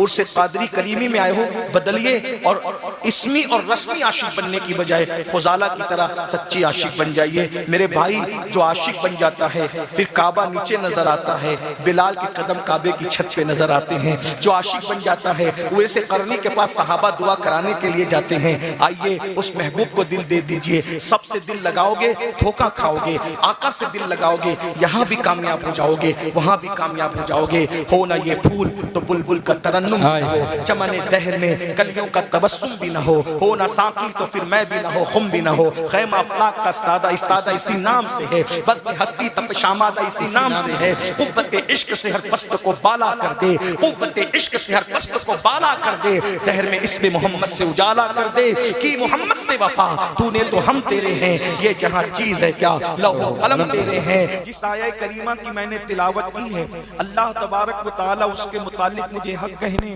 آپ سب کو حق سن کر اس پر عمل کرنے اور اسے عام کرنے کی توفیق عطا فرمائے. کہتے ہیں کہ ہر چیز کی ایک ابتدا ہوتی ہے اور اس کی انتہا ہوتی ہے. ہر شے کی ابتدا ہے اور اس کے بعد اس کی انتہا ہے. اس کی شروعات ہے اور اس کے بعد اس کا اینڈ ہے. اس کا آغاز ہے, اس کا انجام ہے. آپ کسی بھی چیز کو دیکھ لیں, شروع اور ختم, شروع اور ختم.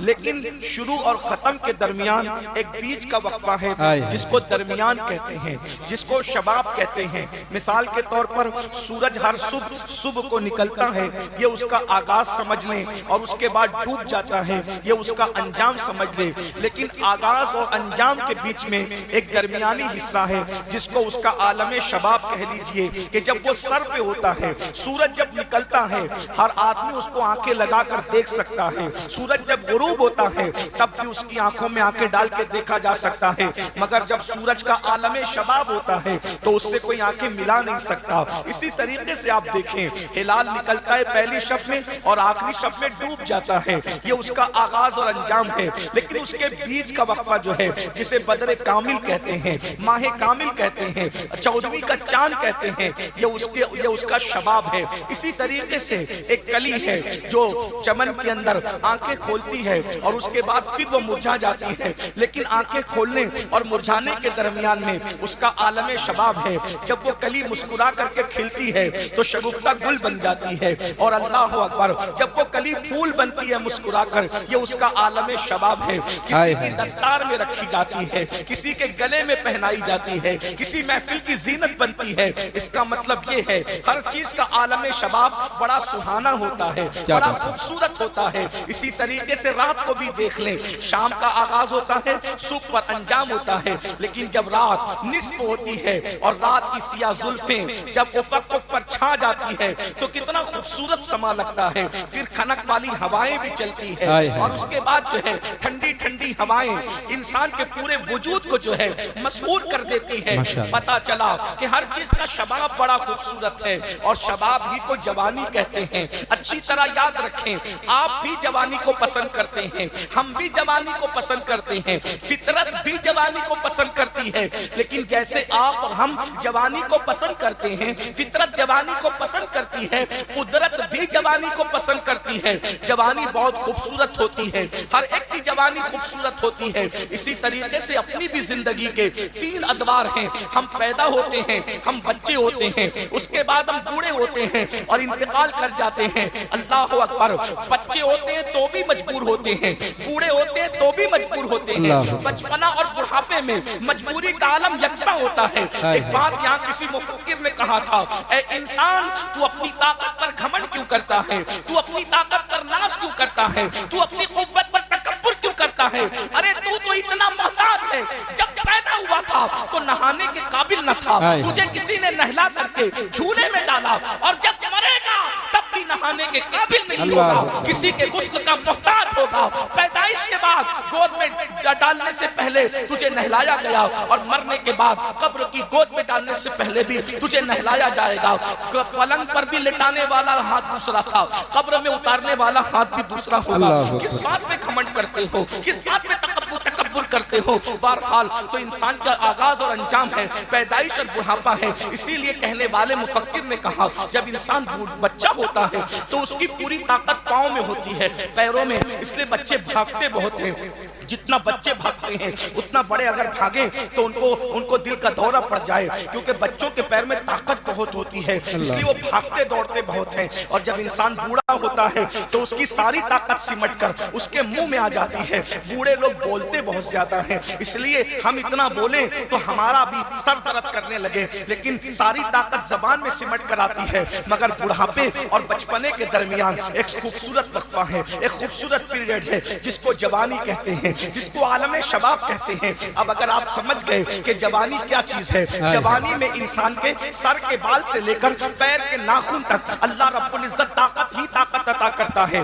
آنکھوں میں طاقت ہوتی ہے, زبان میں طاقت ہوتی ہے, نگاہوں میں طاقت ہوتی ہے, کانوں میں طاقت ہوتی ہے, پورے وجود میں طاقت ہوتی ہے. یہ جوان ہی ہے جو اللہ اکبر پہاڑوں کو کاٹ کر کے راستے بنانے کا ہنر جانتے ہیں. یہ جوان ہی ہے جو زمین کا سینہ چیر کر کے نہریں نکالنے کا ہنر جانتے ہیں. یہ جوان ہی ہے جو آفاق پر کمندے ڈالنے کا حوصلہ رکھتے ہیں. یہ جوان ہی ہے جو سورج کی شعاعوں کو گرفتار کرنے کی صلاحیت رکھتے ہیں. یہ جوان ہی ہے جو چاند پر کمندے ڈالنے کا حوصلہ رکھتے ہیں. ہاں وہ جوان ہی تھے جنہوں نے اندلس کے ساحل پر کشتیاں جلائی تھی. وہ جوان ہی تھے جنہوں نے بحر ظلمات میں گھوڑے دوڑائے تھے. وہ جوان ہی تھے جنہوں نے یورپ کے کلیساؤں میں اذانیں پڑھی تھی. وہ جوان ہی تھے جنہوں نے افریقہ کے تپتے ہوئے صحراؤں میں اذانیں پڑھی تھی. اقبال کو کہنا پڑا تھا, دی اذانیں کبھی یورپ کے کلیساؤں میں اور افریقہ کے تپتے ہوئے صحراؤں میں. دشت و دشت ہے, دریا بھی نہ چھوڑے ہم نے, بحر ظلمات میں دوڑا دیے گھوڑے. نعرہ تکبیر, نعرہ رسالت, عرس قادری کریمی. وہ جوان ہی تھے جنہوں نے بیت المقدس پر اسلام کا پرچم لہرایا تھا. وہ جوان ہی تھے جنہوں نے بدر قوم کو فتح کیا تھا. وہ جوان ہی تھے جنہوں نے احد کو فتح کیا تھا. وہ جوان ہی تھے جنہوں نے اللہ اکبر خندق کھود کر اسلام کا تحفظ کیا تھا. اور وہ جوان ہی تھے جنہوں نے خیبر کو فتح کیا تھا. بلکہ وہ ایسا جوان تھا جس کی جوانی کی گواہی اللہ رسول دیتے نظر آتے ہیں. لا فتح الا علی, لا سیف الا ذوالفقار. علی کی طرح کوئی جوان نہیں ہے اور ذوالفقار کی طرح کوئی تلوار نہیں ہے. سبحان اللہ سبحان اللہ، وہ زندہ جوان باد۔ ہی تھے جو فاتح کربلا تھے۔ علی اکبر کی جوانی دیکھیں، امام قاسم کی جوانی دیکھیں، حضرت عباس کی جوانی دیکھیں، اللہ اکبر، یہ جوان ہی تھے، یہ جوان ہے، اور جوانی کی اہمیت اسلام میں زیادہ ہے۔ اسی لیے میرا اللہ ارشاد فرماتا ہے ثم لتسألن یومئذ عن النعیم، قیامت کے دن ہم تم سے تمہاری جوانی کے بارے میں سوال کریں گے۔ کیا بات ہے۔ دیکھیے میری عادت اور طبیعت میں ناراضگی نہیں ہے، میں پوری کوشش کرتا ہوں کہ میں اپنی قوم سے ناراض نہ ہوں، بیزار نہ ہوں، لیکن وہیں اگر رکھ کوئی دیجئے بھیا۔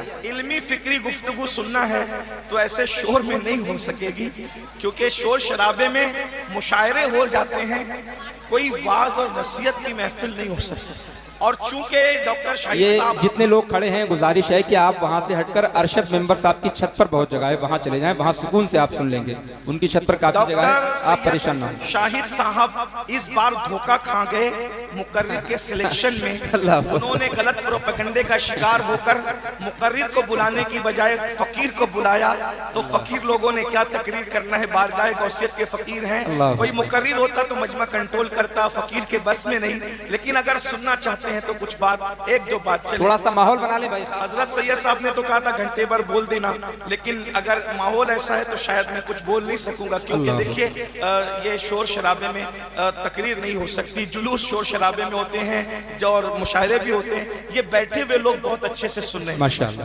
کھڑے ہوئے جو سامنے کے لوگ ہیں وہ بھی بہت اچھے سے سن رہے ہیں، ان میں کچھ بھائی ہیں جو میری طرح بے باکی کر رہے ہیں، تو ان کو میری طرح بے باک نہیں ہونا چاہیے، وہ تھوڑا کھڑے رہے، سنجید۔ حضور کی محفل، ایک بات بتاؤں، یہ رسول اللہ کی محفل، اس محفل میں حضور کی توجہ ہوتی ہے، اس محفل میں، ایسی محفلوں میں حضور کی توجہ، یہ وہ کام بہت اچھا کریں جو پردہ اٹھا رہے ہیں نا، یہ کام اچھا کریں۔ اگر ادھر سے پردہ اٹھ جائے، وہ جو بھائی اٹھا رہے سامنے سے، تو ادھر بھی کچھ لوگ بیٹھ کر سکون سے سن سکتے ہیں، اگر ادھر جگہ ہے تو اچھا کام کریں۔ درود شریف پڑھیں سب لوگ۔ رب صلی وسلم دائما ابدا علی حبیبک خیر الخلق۔ ابھی یہ جو بھائی کھڑے ان کی اجازت ہے میں بولوں، گفتگو کروں؟ اب تو آپ کسی کو دھکا نہیں دیں گے میرے بھائی، بات بتاؤں، زندگی میں کبھی کسی کو دھکا مت دینا۔ اگر تم نے کسی کو زندگی میں دھکا نہیں دیا تو کبھی دھکا کھاؤ گے نہیں، انشاءاللہ۔ کیا بات ہے، اور اگر ماشاءاللہ۔ کسی کو دھکا دیا کسی فیلڈ میں تو زندگی بھر دھکا کھاتے رہو کہ میدان محشر میں بھی دھکے کھاتے رہو۔ اللہ اکبر، اللہ اگر اکبر۔ دھکوں سے بچنا ہے تو کسی کو دھکا نہیں دینا، دھکے سے بچانے کی کوشش کرنا۔ ہم دھکا دینے والی قوم نہیں ہے، ہم پش کرنے والی قوم ہے، پش کر کے آگے بڑھانے والی قوم ہے۔ کیا بات ہے، دھکا دینے میں اور پش کرنے میں فرق یہ ہوتا ہے کہ دھکا گرانے کے لیے دیا جاتا ہے، اور پش ترقی کے لیے اور آگے بڑھانے کے لیے کیا جاتا ہے۔ کیا بات ہے، سبحان اللہ سبحان اب اللہ۔ اگر آپ اجازت دیں تو میں گفتگو کر لوں، ایک بار سب درود شریف پڑھ لیں۔ اللہم صلی علی صلی اللہ علیہ نبی الامی والی واصحابہ وبارک وسلم، صلاۃ و سلام علیک یا سیدی یا رسول اللہ وعلی آلہ وصحبہ۔ درود شریف پڑھنے کے لیے کہا، اگر سب ایمانداری سے پڑھیں گے تو ہزاروں درود اسی محفل سے ایک وقت میں بارگاہ رسالت میں پہنچیں گے۔ درود شریف پڑھیے۔ اللہ رب محمد صلی اللہ علیہ وسلم، نحن عباد محمد صلی اللہ علیہ وسلم وعلی ذوی و آلہ ابد الدہور وکرما۔ 2 بار پڑھا تاک عدد اللہ کو پسند ہے، 3 بار کر لے، ایک بار پھر درود شریف پڑھیں۔ صلی اللہ علیہ نبی الامی والی واصحابہ و امہ و ابی و بارک وسلم، صلاۃ و سلام علیک یا جد الحسن والحسین۔ بھائی پائپ پکڑے ہوئے ہیں، پیچھے ہٹ جائیں، پائپ گر جائے، ہٹ جائیں، وہاں سے ہٹیں۔ ایک بار ناظم صاحب بھی میرے ساتھ ماشاءاللہ بول رہے ہیں، ہم دونوں مل کے تقریر کریں گے، ایک بار پھر درود شریف پڑھیں۔ اللہم صلی علی سیدنا مولانا محمد معدن الجود والکرم والہ الکرام اجمعین، صلاۃ و سلام علیک یا رسول اللہ۔ 5 کا عدد پورا کریں، پھر کر درود شریف پڑھیں۔ اللہم صلی علی سیدنا و مولانا محمد وعلی سیدنا مولانا محمد کما صلیت علی ابراہیم وعلی آل سیدنا ابراہیم انکا حمید مجید۔ جزا اللہ عنا سیدنا مولانا محمد صلی اللہ علیہ وآلہ وسلم و آلہ۔ تو عرض یہ کر رہا تھا کہ اللہ کو جوانی بہت پسند ہے، اور جوانی بہت ہے خوبصورت، مگر اللہ کی شان دیکھو کہ اللہ فرماتا ہے کہ ہم تم سے قیامت کے دن جوانی کا حساب لیں گے۔ ثم لتسألن یومئذ عن النعیم۔ علماء جانتے ہیں کہ قرآن کی ایک ایک آیت کی 70 ہزار تفاسیر ہے۔ امام عبدالوہاب شعرانی نے اپنی کتاب میں لکھا کہ ایک ایک آیت کی 70 ہزار تفاسیر ہے۔ تو اللہ رب العزت کا یہ کلام ہے۔ بلکہ ایک بات یہاں عرض کر دوں، اگر کسی کو اس بات پہ یقین نہیں آتا، وہ علم تفسیر نہیں جانتا، تو اس کو بتا دوں نا جو ہمارے اسکول کالج پڑھنے والے بچے ہیں، ارے میرے بھائی، جب غالب اور اقبال کے شعر کی معنویت کا یہ عالم ہے کہ ہر پروفیسر اپنے انداز میں اس کی تشریح کرتا ہے اور نیا معنی بیان کرتا ہے، جب مخلوق کے کلام میں اتنا معنی نکل سکتے ہیں تو خالق کے کلام کی معنویت کا عالم کیا ہوگا، میرے اللہ کے کلام کی شان کا عالم کیا ہوگا۔ بلکہ قرآن کے بارے میں تو صوفیہ فرماتے ہیں کہ قرآن کا نزول بند ہو گیا ہے، مگر قرآن کے معنی کا نزول آج بھی علماء کے دل پر ہو رہا ہے، ہر وقت عالم کے دل پر ایک نیا معنی نازل ہوتا ہے۔ اللہ اکبر۔ تو اندازہ فرمائیں تو نعیم کے بارے میں اللہ فرماتا ہے ہم تم سے کل قیامت کے دن نعیم کے بارے میں پوچھیں گے، تو نعیم کی بہت ساری تفاسیر کی گئی، کسی نے کہا غذا کے بارے میں، کسی نے کہا لباس کے بارے میں، کسی نے کہا پانی کے بارے میں، کسی نے کہا نعمت کے بارے میں، لیکن اور بلکہ ایک بات یہ بھی کہہ دوں، ایک قول یہ بھی ہے کہ نعیم سے مراد یہاں پر علی مرتضیٰ اور اولاد علی کی محبت کا سوال ہے، یہ بھی ہے، کیا بات یہ کہ یہ نعمت عظمیٰ ہے۔ پوچھا جائے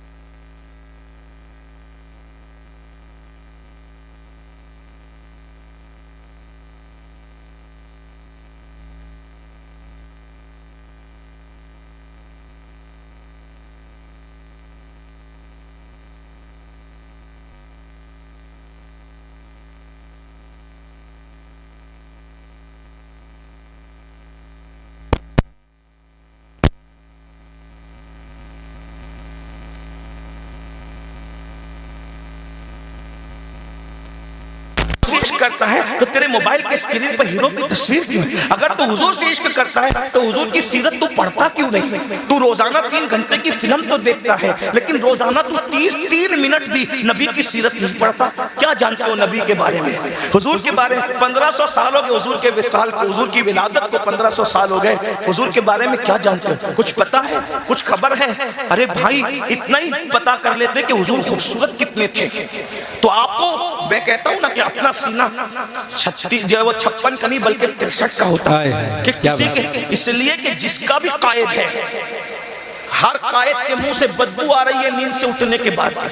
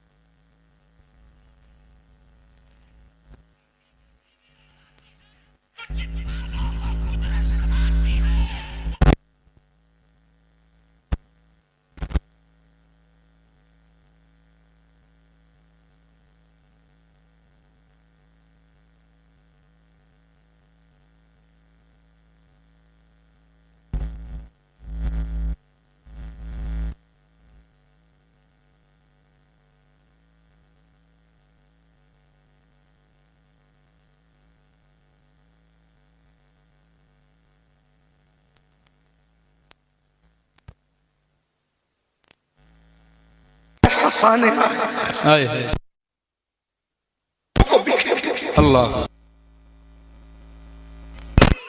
इसलिए कि सहाबी जब ख्वाब बयान कर दे तो उसकी हैसियत हदीस की हो जाती है। اللہ ये अहले इल्म जानते हैं, या तो हम उसको असर कहते हैं या तो हम उसको हदीस से मौकूफ कहते हैं, بے شک है ना। अल्लाह अकबर, अंदाजा कीजिए कि अल्लाह के रसूल अलैहिस्सलाम की जुल्फें बिखरी हुई है और दामन पर गुबार चूम रहे हैं, दामन अक़दस को, दाढ़ी शरीफ को गुबार। उम्मुल मोमिनीन उम्मे सलमा ने पूछा, या रसूल अल्लाह, आपकी जुल्फें बिखरी, बाल बिखरे और दामन पर गर्द गुबार बोसे ले रहे हैं, हुजूर क्या है? आका फरमाते हैं, आज मेरा बेटा हुसैन शहीद हो गया اللہ اکبر اللہ اکبر और मैं सुबह से लेकर अब तक करबला में उसके और उसके साथियों का खून इस बोतल में जमा कर रहा था, मैं वहीं से आ रहा। इससे सानहे करबला का भी पता चलता है। लेकिन बहरहाल मैं ये अर्ज कर रहा था कि जिसकी जुल्फें कभी ना बिखरे वो तुम्हारा मेरा महबूब है। एक आखिरी बात करके बात खत्म करूं। हुजूर इतने खूबसूरत थे कि जब मुस्कुराते थे, जब हुजूर मुस्कुराते थे तो चेहरा ऐसा चमकता था, ऐसा चमकता था कि अगर दीवार के सामने खड़े हैं तो दीवारों का अक्स हुजूर के रुखसार में नजर आता था। ہائے ہائے ہائے سبحان اللہ سبحان اللہ और अगर चांद और सूरज के सामने खड़े हों तो मौला अली फरमाते थे कि चांद और सूरज हुजूर के चेहरे में तैरते नजर आते हैं। इसीलिए उम्मुल मोमिनीन उम्मे सलमा एक दिन हुजूर को देखकर कहती है, ए चांद तू तो सिर्फ रात को चमकता है, दिन को नहीं चमकता सूरज की मौजूदगी में, मेरे चांद को देख कि वो रात को भी चमकता है और दिन को भी चमकता है। ہائے ہائے سبحان اللہ تو آقا نے مسکرا کر فرمایا, عائشہ تم شاعرہ کب سے بن گئی؟ تو عرض کرتی, جب سے آپ کا جلوہ دیکھا ہے تب سے ہم نے بھی شعر کہنا شروع کر دیا ہے. وہ کمال حسن حضور ہے کہ گمان نقص جہاں نہیں, یہی پھول خار سے دور ہے, یہی شمع ہے کہ دھواں نہیں, میں نثار تیرے کلام پر مل یوں تو کس کو زبان نہیں. وہ سخن ہے جس میں سخن نہ ہو, وہ بیان ہے جس کا بیان نہیں, فصحا عرب کے بڑے بڑے تیرے آگے یوں ہے دبے لچے, کوئی جانے منہ میں زبان نہیں بلکہ جسم میں جان نہیں, تو کروں تیرے نام پہ جان فدا, کروں تیرے نام پہ جان فدا, نہ بس ایک جان دو جہاں فدا, دو جہاں سے بھی نہیں جی بھرا, کروں کیا کروڑوں جہاں. اللہ اللہ اللہ جوانی کے بارے میں اللہ پوچھے گا, اپنی جوانی کو حضور کے نام کر دو, زبان سے نہیں کردار سے. آخری بات کے طور پہ کہہ رہا ہوں, باتیں بہت سی کہنی تھی لیکن اب اس میں گنجائش نہیں ہے, ٹائم بھی ختم ہوا. کیا انہیں جانا, انہیں مانا, نہ رکھا غیر سے کام.